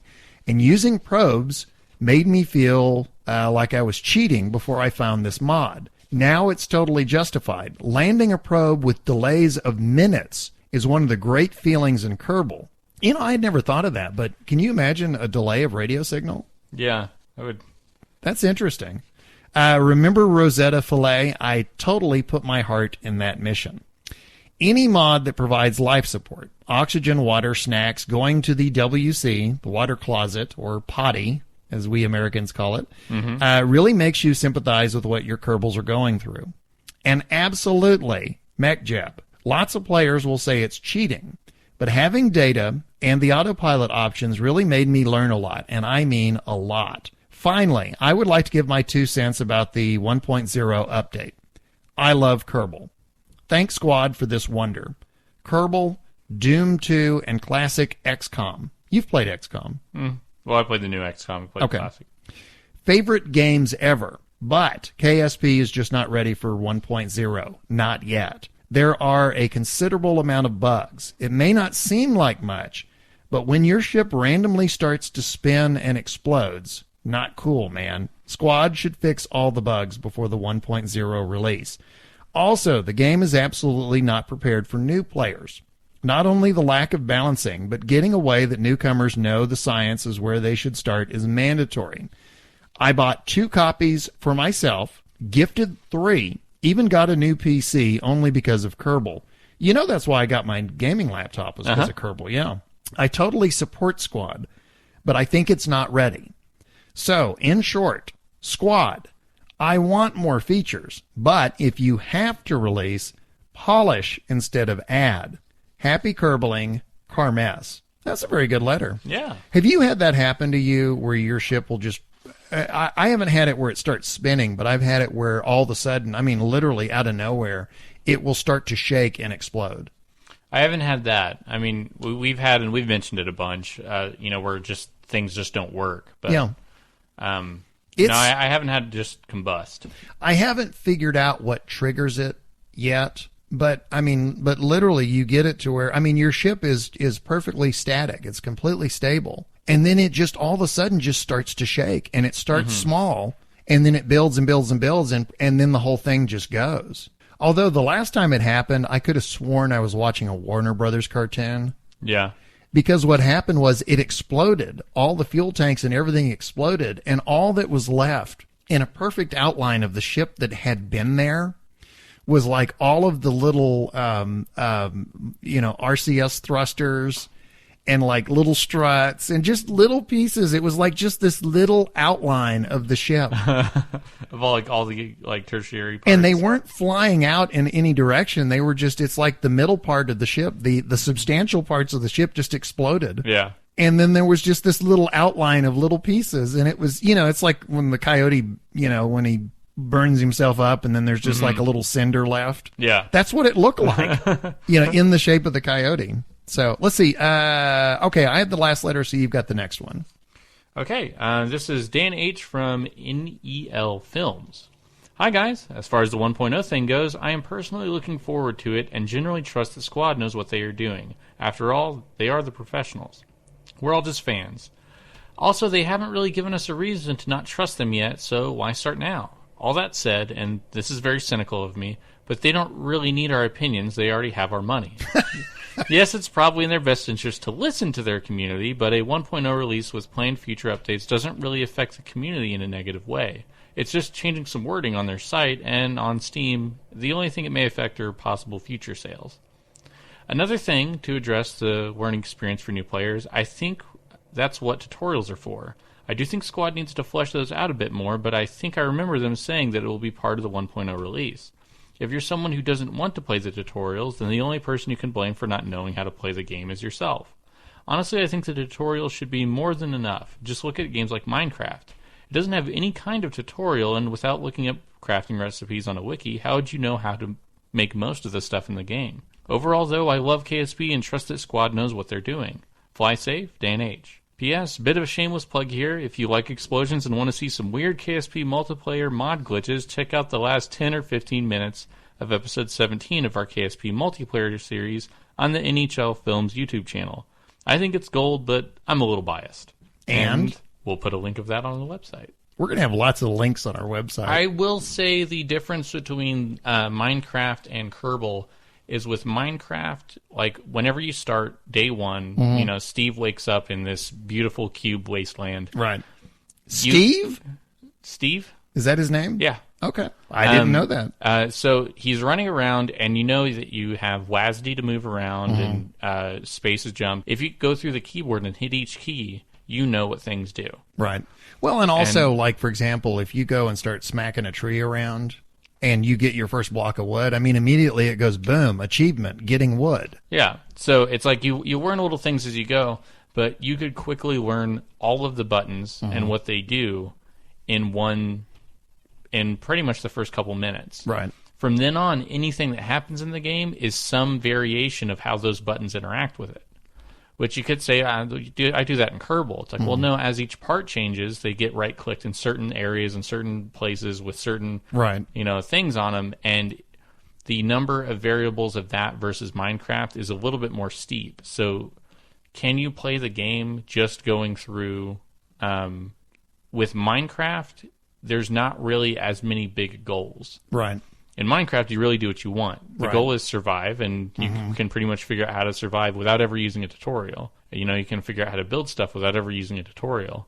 If you want to use the entire, like, ability of the game, if you want to make, like, redstone, you know, perpetual motion devices and, you know, build calculators or whatever. Somebody actually built a computer circuit in the game using redstone. If you're making binary with it. Then that's whenever you get in the realm of, I want to know more about the game than what I can figure out myself, you know? But you can play most of the game just as is. Yeah, although I will say, I don't think that, I don't know that if I had not known about it from a tutorial, I don't think I would have ever thought to build an obsidian portal. Yeah. And go to the netherworld. Mm-hmm. You know, I mean, that kind of thing, I think, you know, needs a tutorial. Yeah. So I mean, if I stumbled across it, I probably would have been 80 by then. Mm-hmm. So you needed help in order to find new aspects of the game world, but to interact with the game, you didn't have to look anything up. Right. But with Kerbal, we're having all the time, we're finding out there's new keys or different things we can do to interact with the game, not interact with the game world. Yeah. So, like, as far as interacting with the game world, I mean, we know that there are biomes, we know there are planets, we understand all that, but we don't understand how to function in that world. Right. With Minecraft, you understand how to function, but you need to learn how to explore. Yeah. So, I will say there are some similarities, but I think the differences are distinct enough that it is not the exception, but it is not the rule. Right. So. 2 points I want to make. One, very quickly, Minecraft. Sometimes when you're talking, I'm getting something set up for something that's coming further down, you know, later on in the program. Yeah. So I'm not always 100% hearing what you're saying. Uh-huh. And I made a point several episodes back. I was talking about sandbox in Minecraft versus sandbox in Kerbal. And I was saying that in my mind, Kerbal has a better sandbox experience because you can do everything. Yeah. And the example I gave was, I said that if you take away the hostels in sandbox mode in Minecraft, I was basically saying that you don't get everything without having the hostels. And I've had several people write in and say, you can actually go in and set under the options, you can do it to where there's no hostels. Yeah. I didn't clearly state this at the time, and I should have. I understand that you can do that.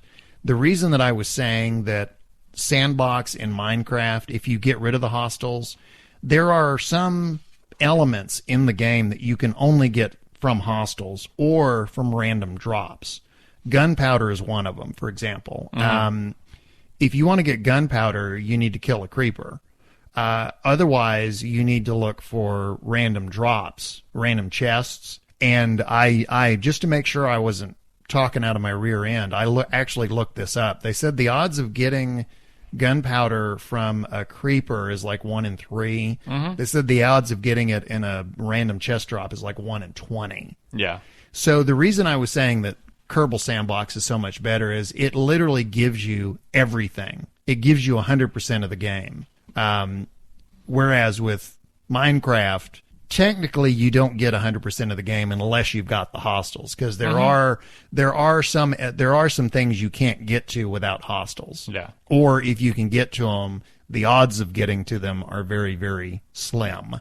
So that was the point that I was making. But when somebody had mentioned that in an email, and you were reading it, and I was doing something, I was getting something set up, and it wasn't until after we sent out the podcast that I heard that, and I went, oh, dadgummit, I was going to say that yeah, right at the time. So anyway, so that was my Minecraft point. The other thing I wanted to say, if it sounds like we've been beating up on Squad a lot lately, it's not intentional. We are huge fans of Kerbal. Obviously, that's why we're doing the podcast. We're big fans of Squad. We're giving our opinion. Yeah. Actually, Dan H's previous point on it's not really, they already have our money. It's really up to them. Whenever people are voicing this, it's not because they feel like they've bought into early access and they think they have some say. It's that they've spent money on this and it's something that they've been playing. And more so than the money, it's the enjoyment they've gotten out of it. Right. So anytime they say these, most of the letters we've gotten have been expressing concern for Squad's future more than concern for the game that they're currently playing, because they want their game fixed for any bug reasons or for any additional content or any of that. But a lot of them were concerned over, I don't want this to reflect poorly on Squad. And I mean, we're saying the same thing. Is we don't want anything to happen that would make it a product that new people would not enjoy and cause them to have, ill opinions of. Well, I know that the one of the concerns that has been voiced repeatedly is right now the press loves Squad. You cannot read an article about an early access game without them just praising Squad up and down. I mean, you've seen it. We've read articles where they have said Squad has done a better job with early access than Minecraft has. And you want to talk about a high bar to clear? Minecraft? Really? I mean, that, in terms of an early access game, Minecraft really set the bar. Yeah. And it looks like, and I would agree, Squad has by far surpassed what Minecraft did. I think the concern that you're hearing voiced is if and when 1.0 comes out, which I'm surprised still has not, by the way, I would add. If and when it comes out, I think the concern is that the press is going to change tone. Yeah. Instead of them being the indie darlings of early access, I think the concern is that the game reviewers might start looking at them more as an established company with a finished game. Mm-hmm. And the game in its current state, we know that it's still in development. We know that there's bug fixes. We know that a lot of things are coming down the pike. And we know that the guys in charge of it are always going to be continually trying to make it better. Yeah. Because I know, game reviewers, I doubt, given the amount of time they spend on everything, I mean, Kerbal is one of how many thousands of games? Yeah. We read the dev notes every Tuesday. I do. And, I follow their Twitter feed and we do all kinds of things. So, we actively stay involved in what they're doing, developing the game. Game reviewers may not. And so when the game itself comes out, they may be approaching it from a totally different point of view. And I think that's the concern. They're worried.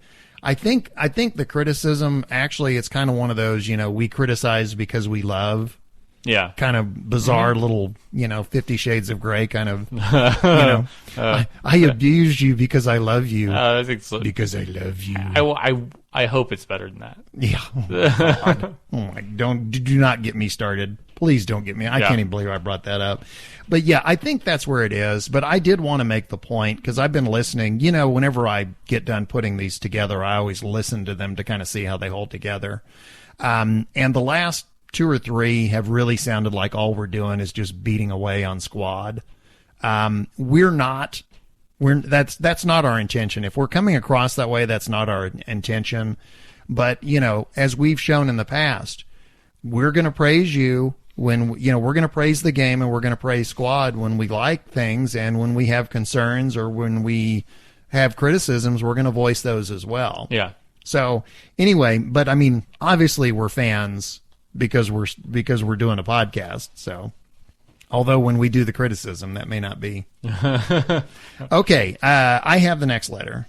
Even after that long digression, I have the next letter. So, okay, from Ben from Brisbane. Good Lord, did I just say that? Brisbane. Hey, you know what? Even though I'm not going to, I'm going to say, hey, we should cut this part out. Do you remember I did the, when we did the Amy K, and I went off on all those tangents, and I went back later and took them out? We now have people writing in going, can I hear the unedited version? It'll be on a special. It's on the YouTube. You can actually, the unedited is still on the YouTube. So, oh, okay. Yeah. On the YouTube. It's on the YouTube. Sir, go to the Google. Yeah, go to the Google. You know where you can find the YouTube. Do you know where you can find the Google? On the internets. Oh, the internet. Yeah. Because the internets are a bunch of giant tubes. Oh, yeah. Well, there's a political reference. Okay. From Ben from Brisbane. Hi, Biff and Nos. Squad said that in version 1. Oh, this is directed at you, by the way. So okay. I'm talking to you. Squad has said that in version 1.0 there will be a game over event. You mentioned this in the last cast, but I am interested in Nos's opinion as a game enthusiast and designer. So, Nos, is having a game over you're fired event a good idea? I wonder if Squad thinks having a simple game over event will just encourage people to start again, or perhaps avoid unrecoverable situations. Do you want to respond to that before we go? No, I think he has his point here, so I want to hear his point before I bring mine in. Okay. You want to hear what he has to say first? Yeah. My main problem with the idea of having a game over in KSP is that you might have been struggling to recover, i.e. circling the drain hole, for a long time and investing a lot of time in contract grinding to try to recover the situation. If I went through all of that to be finally told I was fired, I would be annoyed that I had invested so much time trying to recover my position. You also mentioned the idea of having more meaningful or educational parts testing contracts. As it turns out, oh, this is nice, I've been working on a contract pack called Better Parts Testing for KSP, using the contract configurator mod to try to do this. I haven't done much yet, basically just basic parachute and SRB, solid rocket booster contracts. But it makes me think Squad could easily deliver more interesting and helpful contracts by augmenting or replacing the procedural parts testing contracts with contracts written by an actual human. So my next question to both of you. Oh, well, since we're going into Okay. Yeah, I'll answer the previous question on whether or not I think game over is a good idea. Whenever he says I'm an enthusiast and designer, it's mainly board games that I design, and as far as enthusiast, it's video game board game. Mm-hmm. So as far as my credentials in this area, I don't play a lot of simulation games, so I don't have a lot of experience on whether or not they have a game over. Like, I know in Minecraft you can die and you die and that's it. Yeah. But you do come back to life back at home base, and you can go and recover all your stuff. But you have a real good understanding of game mechanics too. Yeah. So especially as a designer. So let's take something like Minecraft, another simulation game I've played, where it sort of simulates surviving in this weird cube world. So if you die, all of your stuff is left in a certain area, and you have time to recover it. And if you do recover it, you pretty much end up back at square one, unless you were doing something so dangerous to the extent that you lose everything, like being around a lava flow. Yeah. So, or digging straight down. Getting a game over, if it's just a straight up game over and your entire career file's pretty much just a wash, I think it's a very bad idea. Because whenever you're talking about playing a game, you're also talking about investing time. And if for a new player, if you were to invest a lot of time and you think you're doing well, or it's starting to go very poorly, and you're eventually just told, you're not allowed to play the game anymore. You're going to have to start over from the beginning. Right. Well, to be told I'm not allowed to play the game anymore because I did so poorly, it can be very discouraging to try again. Some people will rise to that challenge and say, oh, I think I can do better this time. And some people will say, I don't want a game that tells me I can't play it anymore because I did so poorly. I'm going to play something else. I'm not saying that this appeals to certain kind of people that only want to play easy games, but whenever you're trying something new, because there aren't many things like Kerbal out there, when you're trying something new and it doesn't go well and they shut you out, you're basically fired, it can be discouraging to try something like that. Because for a lot of people, Kerbal can be a new venture. While you were talking, I had a question and then answered it myself, but I was going to toss it out there in case someone else had the same question. Yeah. Somebody might ask if the "you're fired" game over feature is implemented. Somebody might say, "Well, why don't you just revert to save?" Sometimes you can save at a point at which, if this is an option, if this is coming, you may have saved at a point where you cannot avoid it no matter what you do. You may not be able to go back enough saves, or if you don't have the experience as a player, which, I mean, not having the experience could be the reason you got fired, is you don't know how far back to go to completely recoup from having that loss. Yeah. So it can be discouraging. Now, asked and answered. Yeah, it can be very discouraging because the only people that are going to experience that are new players. Experienced players or players who are doing well enough aren't going to experience it. So is the experience of the new player going to be one where they're continually slapped down until they get it right? Or is it one where they're going to be encouraged out of a situation that they got themselves into that didn't work so well? So should you tell them to restart, or should it start giving them easier contracts so they can start, figuring things out and move their way out of it? So I guess depending on I'm not sure how they're going to implement it, at what point it'll tell you you're fired, like if your reputation gets low enough. I think if your reputation gets low enough, then your contract should adjust accordingly. So you would get easier and easier contracts, and it would have procedurally get... the difficulty of the contracts would adjust to your play style. You know what I hope when they do implement the "you're fired"? I hope this Kerbal comes out with a huge ego and a bad toupee. No, yeah. And he goes, "You fired." And then you have to walk out with a little cardboard box with everything you do, all your 3D printed rollies and stuff. And then he runs for president. Yeah. So, do I think it's a good idea in a simulation game? No. I think it should always be the player's choice, that they should look at how far they've gone and decide that they want to try again with a new file. I don't think the game should decide that for them. So I think that it should be the player's decision if they've done poorly enough that they're like, you know what, it'd be better if I restart, because then it's their decision. Right. And if they've made that decision, then that means they're okay with it. If the game makes that decision for them, then it's kind of like being told, hey, if you screw up enough, you're out of the clubhouse, and you got to reinitiate. Yeah. So I agree with you. It's not the best idea. The thing that I wonder about is how far do you have to get before the game fires you? That will be the big question. I mean, is it so bad that you deliberately have to be messing up, or is it a new player that is trying to be experimental with what they're doing but not playing sandbox? Could they run into it because they're just trying to feel their way out through the game? I'm trying to relate this to other games. I don't know that I've ever come across the "you're fired" feature, but for example, as someone who's played Civilization quite a bit, I know that there are some early game decisions that you can make that, depending on what level difficulty you're set at, you can find yourself fairly quickly wiped off the map, which in effect is being fired. Yeah. And you have to restart. My reaction to that when it has happened, a lot of times has to do with how far into the game I was. Yeah. If it's fairly early in, when my little fledgling nation gets wiped off the planet, that's not nearly as bad as if I'm several hours in and then I start losing cities.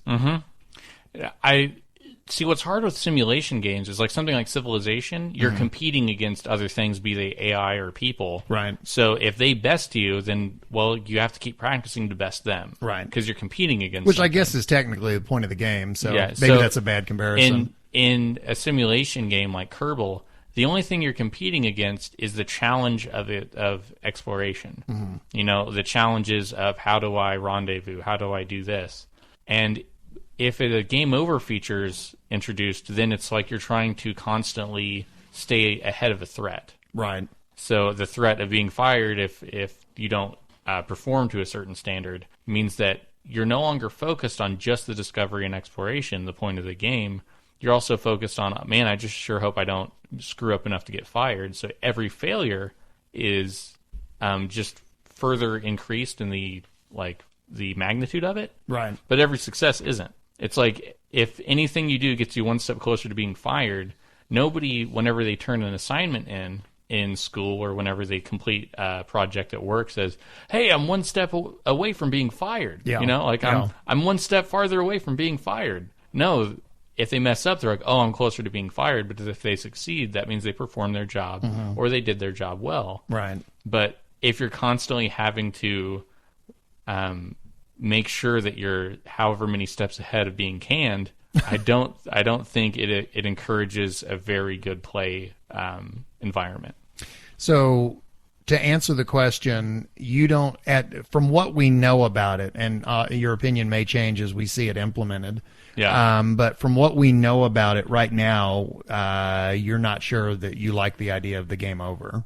The you're fired. I don't. I would really have to see how it's implemented, but the idea of a game over in a game like this, I'm not wild about. I would rather always have the player decide to game over themselves and try something new than for the game to decide, especially in a game that's about discovery, not a game that's about competition. You know why that question was directed at you was not only your game designing background and game enthusiast, but also because you're the career player. Yeah. So I Sandbox will never fire me. Yeah. So you don't really experience this stuff playing Sandbox. Yeah. Even in science mode, you wouldn't experience that. Yeah. So yeah, I always try to play career to see the latest things they're adding to the game and like how it changes it. And I'm not sure how that change is going to. I'm interested to see what it does. Yeah.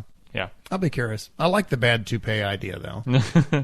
Let's see. Okay, continuing. This is, again, Ben from Brisbane. So my next question to both of you is, would you be disappointed with less random contracts?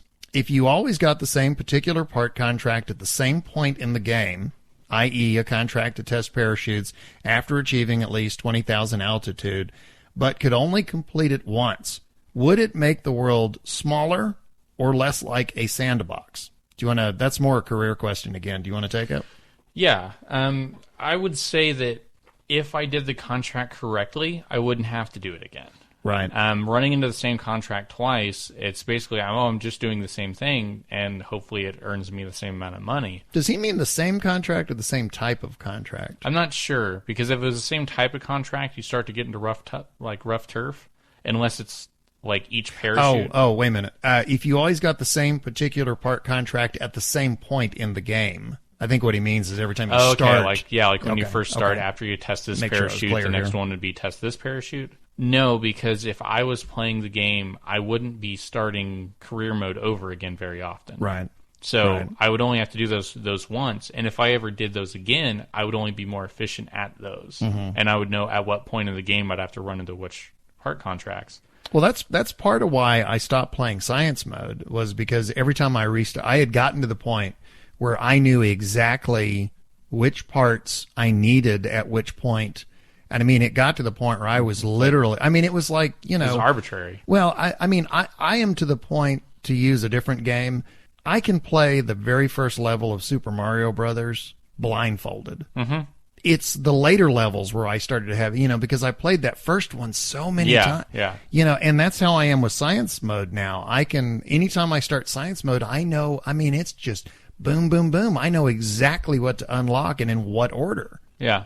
And that's why I kind of went, well, now I need to be in Sandbox. I don't know, in a game like Kerbal that has a lot you can do, it's not like a game where, like an RPG where you would start over to play a different class. Yeah. Once you get those certain achievements and you have the funds and you have all that going, you're not going to really come back to those. Mm-hmm. Because, a lot of people talked about how they did parts testing for long enough until they didn't have to do it anymore. So I think doing each of those once, no, that would be fine, because it's not like you could, the way it's currently set up, it's not like you could get, rated a C in it and not make as much money if you would have gotten an A. You're either going to pass or fail. Okay. So, no, I think that would be fine because if the most important part would be the amount of science, reputation, and funds you get from them being adjusted to where you could only do that once. Right. If it was adjusted accordingly to where it gave you enough funds but not so much that you would not need to do the other ones, then yeah, I think that would actually be a pretty good way to do it. You know, that brought up a question, and I want to toss this out to the listenership. I would love to hear your opinion on this.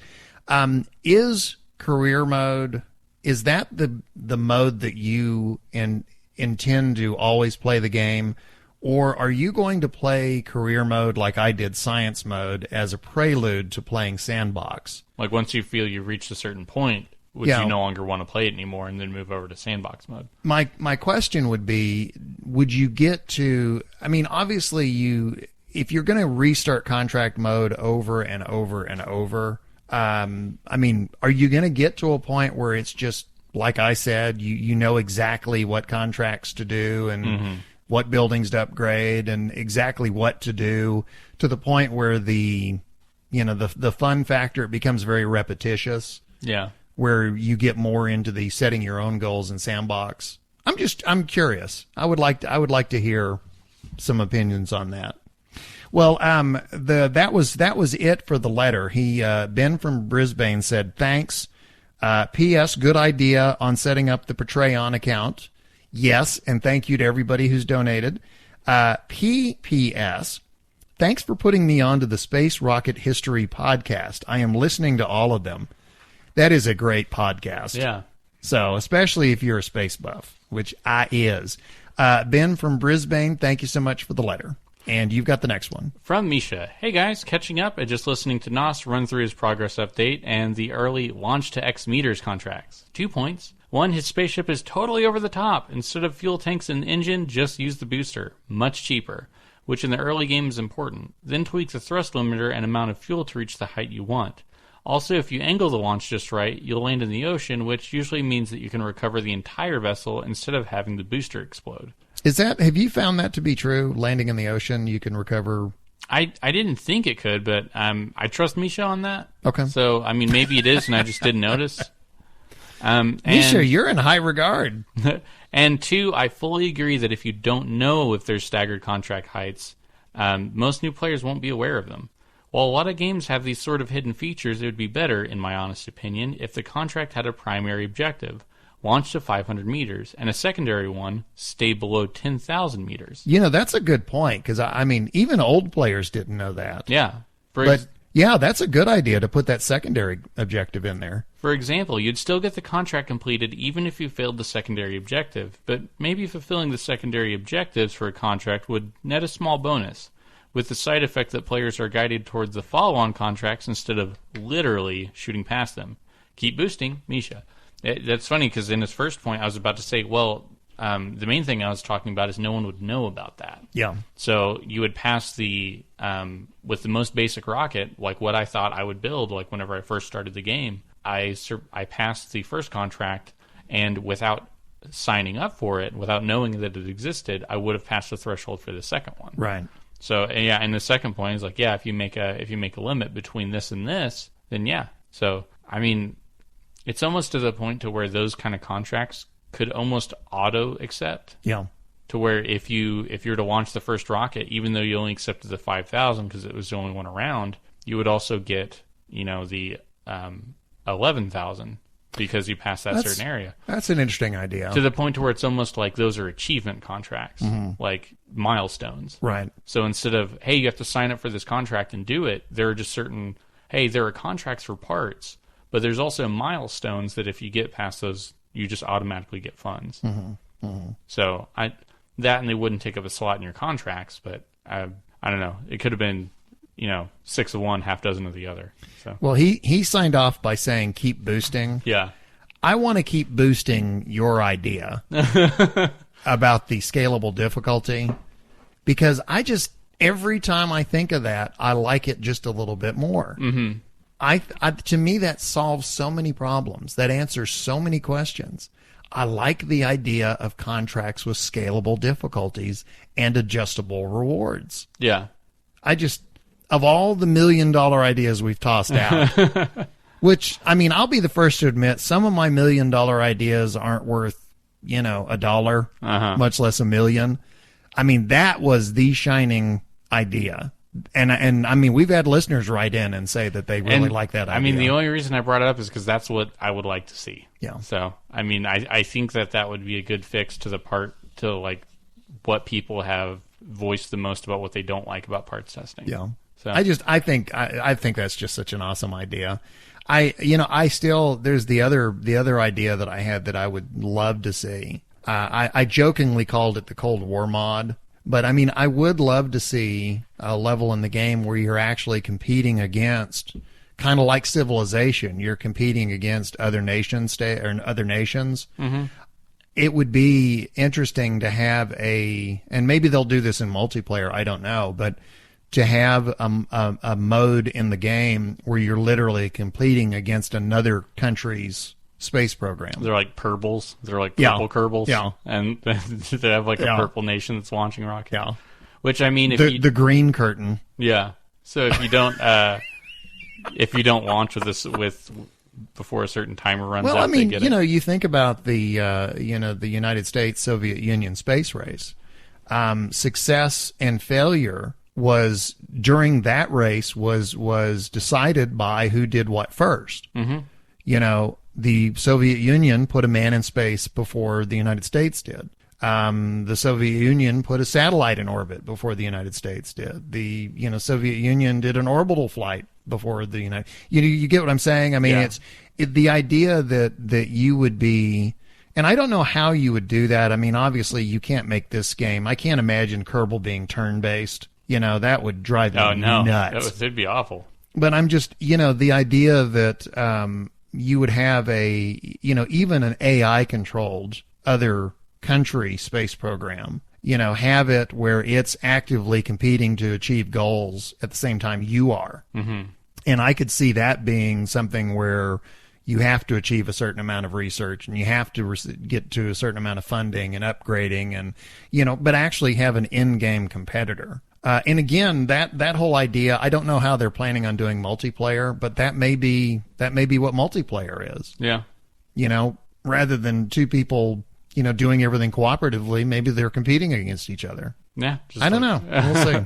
I know they introduced destroyable buildings. So yeah. I think it's inviting it. Well, if you think about it, the ships have been destroyable since day one, so why not make the buildings destroyable? Yeah. Although, one question I have, we have questioned the intelligence of Kerbals in the past. It occurred to me just recently, what idiot builds his space center 10 feet from the launch pad? Every time I launch and, I see the space center drop away from me, I always think to myself, it wouldn't take, all I'd have to do is just slightly nudge my orbit over just a little bit. Yeah. And I would be raining down hellfire on everybody that worked at I could take out the entire space program in one's, I think you are having the internal dialogue of most office workers. What? Oh. Wanting to destroy it. Yeah, it's like, yeah. Or every kid sitting in school. Yeah. Maybe if a well-targeted meteor, or meteorite, took out the teacher. Meteorite and teacher is where meter came from, by the way. Oh, yeah. Somehow or the other, those two words got combined into meter. Okay, we've been doing some heavy stuff, so now we're going to relax and enjoy a story from Death Saber. This is cool. I love this. So, I'm trying to save for the last R&D building upgrade since I've literally unlocked every science node under 500 science, which is the limit on the current level of the R&D building. Now half the contracts I get are put a station in solar orbit or put a ground base on, insert orbital body here. Now, firstly, why would I want a station in solar orbit? We have one Kerbin, and short of a base on each body for those plant a flag on and transmit science from the surface of contracts, what's the point? Now, I'm getting a tad tired of declining contracts. Shouldn't I have a secretary who can decline jobs I've already declined or something? So this contract comes up to take temperature scans from the surface of the Mun, and I'm thinking flying a rocket around and doing multiple landings is fine on Minmus, but the Mun gravity well is a little heavy, I think, so let's build a rover. So, I build a rover and ascent stage. I get to the Mun, start deorbiting, eject the transfer stage, flip the sky crane, and rover over.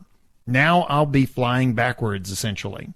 Point prograde, yes, prograde, flying backwards, remember, and start my landing. Getting pretty low now, and I notice I'm low on fuel. Bleep landing on target, I think. Get this thing down with as little fuel as possible.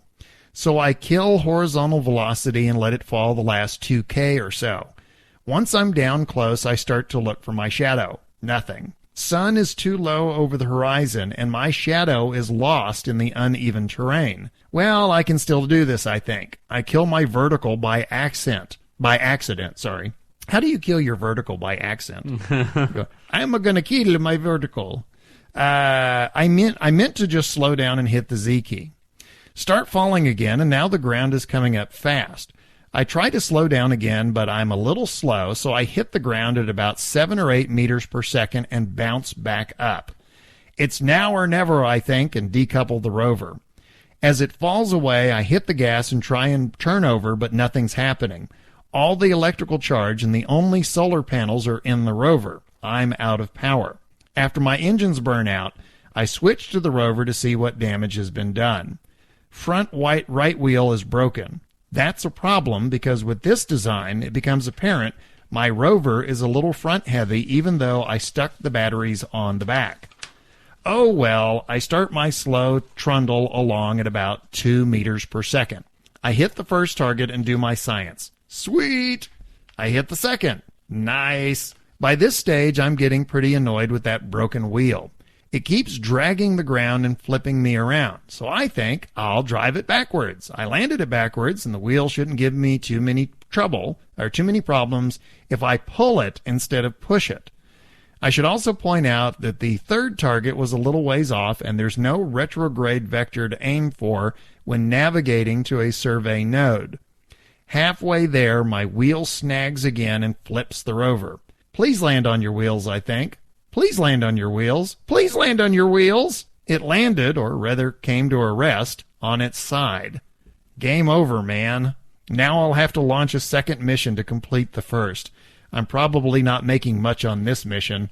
Homer to your mobile, Death Saber. Yeah, that's something I wanted to do is make a rover. I still haven't done that. That is, I would encourage people, if you want to write in these kind of travel log stories where you to just tell us what happened. Yeah. You know, if you want to write in, you don't have to express an opinion on something. Just describe something that happened, because a lot of times, you know, you read these things and they're hilarious. So anyway, thank you so much. That's Death Saber, and that was a very good story about a rover. I feel like we're kind of going back in time now. Yeah. Because guess what we've got? I'm back. It's another Shea challenge.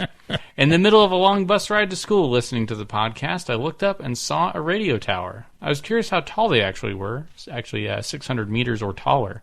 My challenge is to build the tallest tower you can. For a hint, if you drag the craft up, it can go through the roof of the VAB. Just to make things a little interesting, my challenge for the more experienced of you is to build the largest rocket you can. Postscript, just to give you something to do in your own Kerbal downtime, I recommend checking out Universe Sandbox 2, Postscript. Because of my absence, I feel like I owe another challenge. The sizes of wheels go in this order: tiny, landing gear, small, small, small, and supposed to be used to move the VAB. I want someone to find a use for those enormous round things. Postscript. One thing I think should be in the game is the ability to map a planet. Kerbals fling themselves onto the next celestial body before they know just what's off the coast. Good luck, and don't forget the snacks. Shea. Boy, that takes me back. Yeah. Don't forget the snacks? Yeah, it's been a while. Okay, so the challenge is build the tallest building you can, build the largest rocket you can, and then the last one was find a use for the large wheels. Yeah. Interesting. Okay. Well, if you accomplish any of that, please take a screenshot and send it to us. You know, he mentioned the thing about mapping a planet. Yeah. I mentioned earlier in the program about the GIF that MaxMap sent out showing what the new the new landing wheels are going to, one of the new landing wheels in 1.0. He also sent out a picture of, they're adding the resource mod. He also sent out, and this is, by the way, if you look on our Twitter feed, you can see both of these, the GIF and the picture that I'm talking about are both there. But it's a picture of the Mun from orbit. And it shows all of the resources show up as little dots, little concentrations of dots. And there's a little dialogue window off to the side. And I scrolled in. The picture was relatively low res, so I wasn't able to get a whole lot of detail, but I was able to read enough to where I think it said iron ore, and then it was like the density of it and things like that. But I have to say, I'm intrigued. When I said earlier, I've got a guy standing on the Mun right now. The one thing about it is when you actually get there, there's not much to do. Yeah. You can take soil samples and put up flags and things like that. But, I mean, once you're actually there, there's not that much to do. So the idea of actually being able to try and target areas that are resource rich and actually being able to do something with them, that will be interesting. I'm as much caution as I have expressed about 1.0. That is one thing, the resource aspect. And I understand there's cathane. I know that's all out there.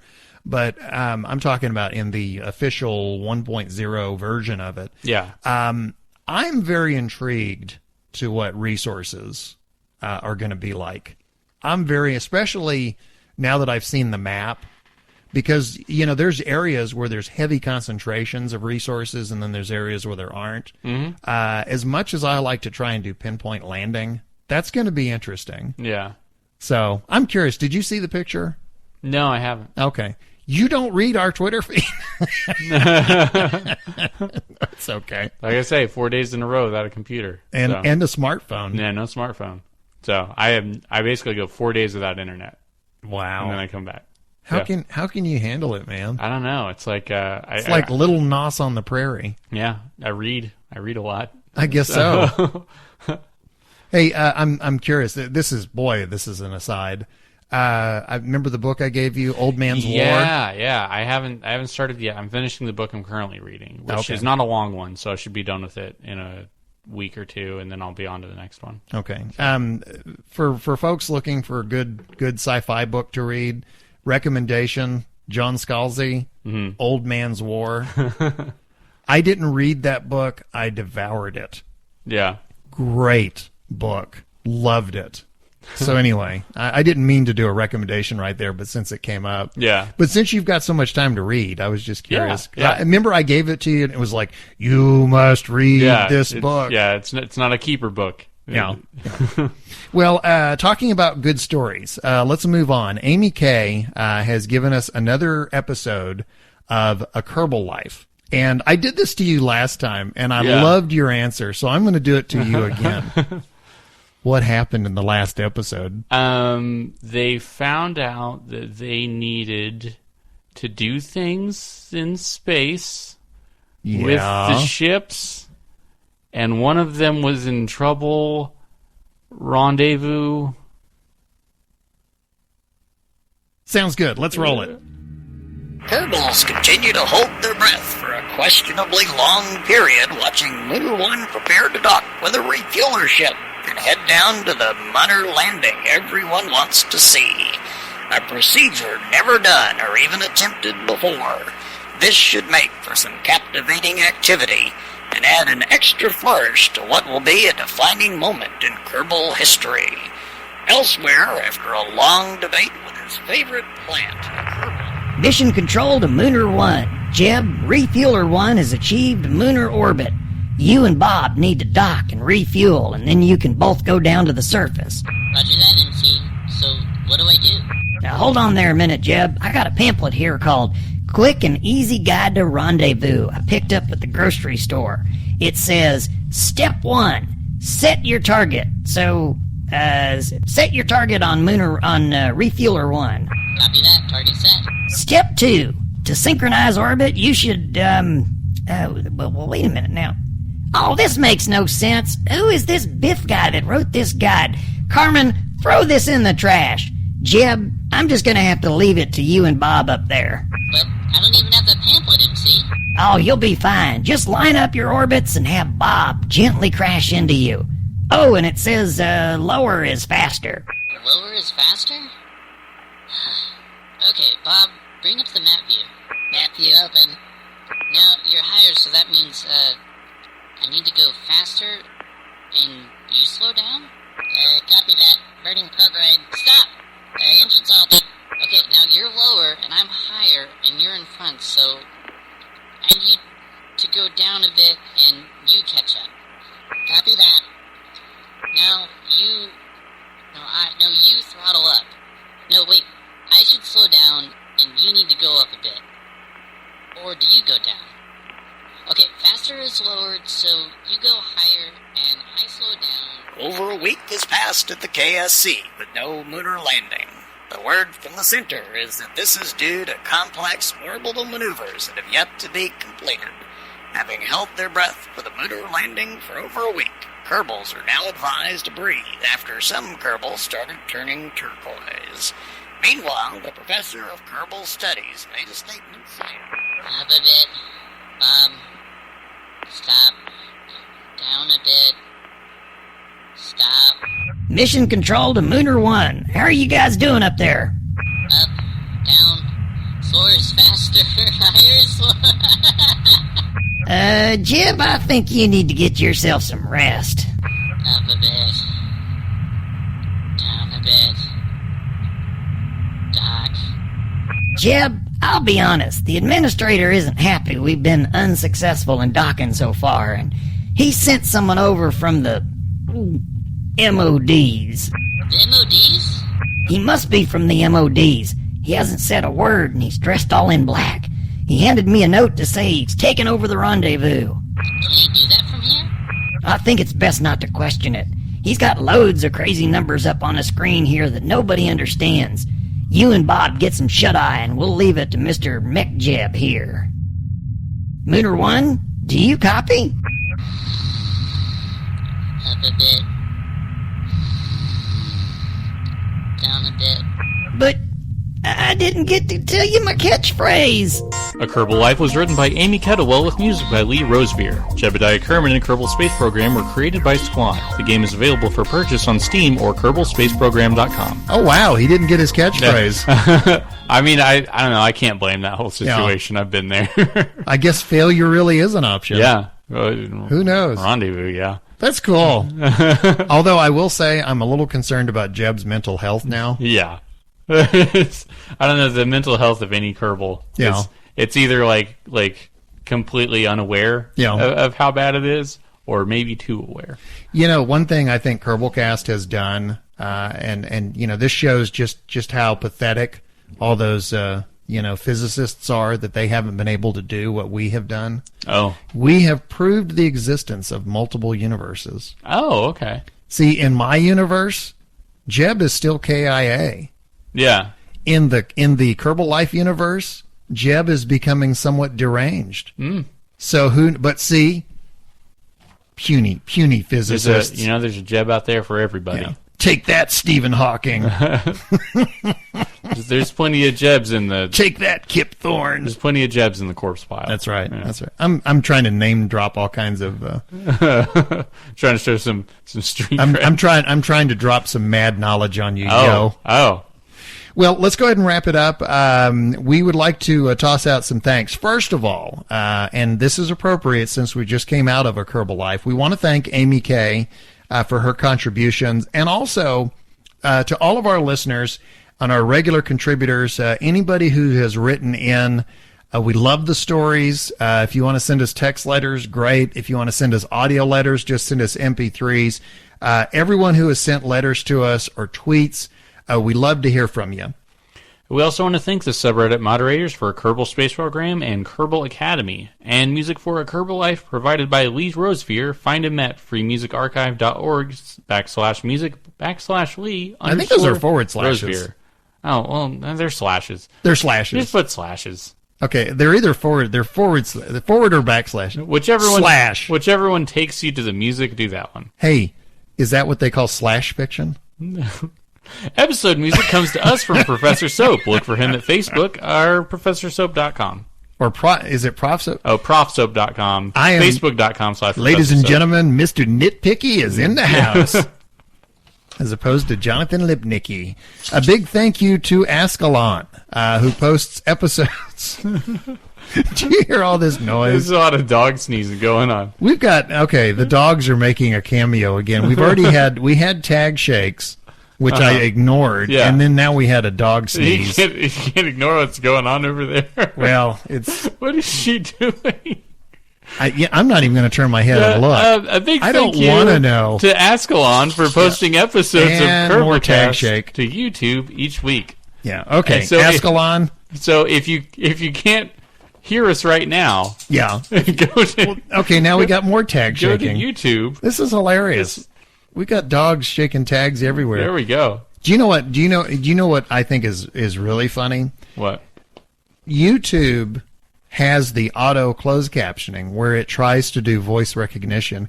Can you imagine the mess that it is going to make of what just happened? Yeah, that we just gave it. So Askelon, you have fun with this one. Yeah, Askelon is going to be reading this going, what am I reading? This makes no sense. Askelon, for your benefit, we want to say thank you very much for posting episodes to YouTube. Thank you, thank you, thank you. You are the man. And we had more tag shaking. And you can also we have a YouTube exclusive.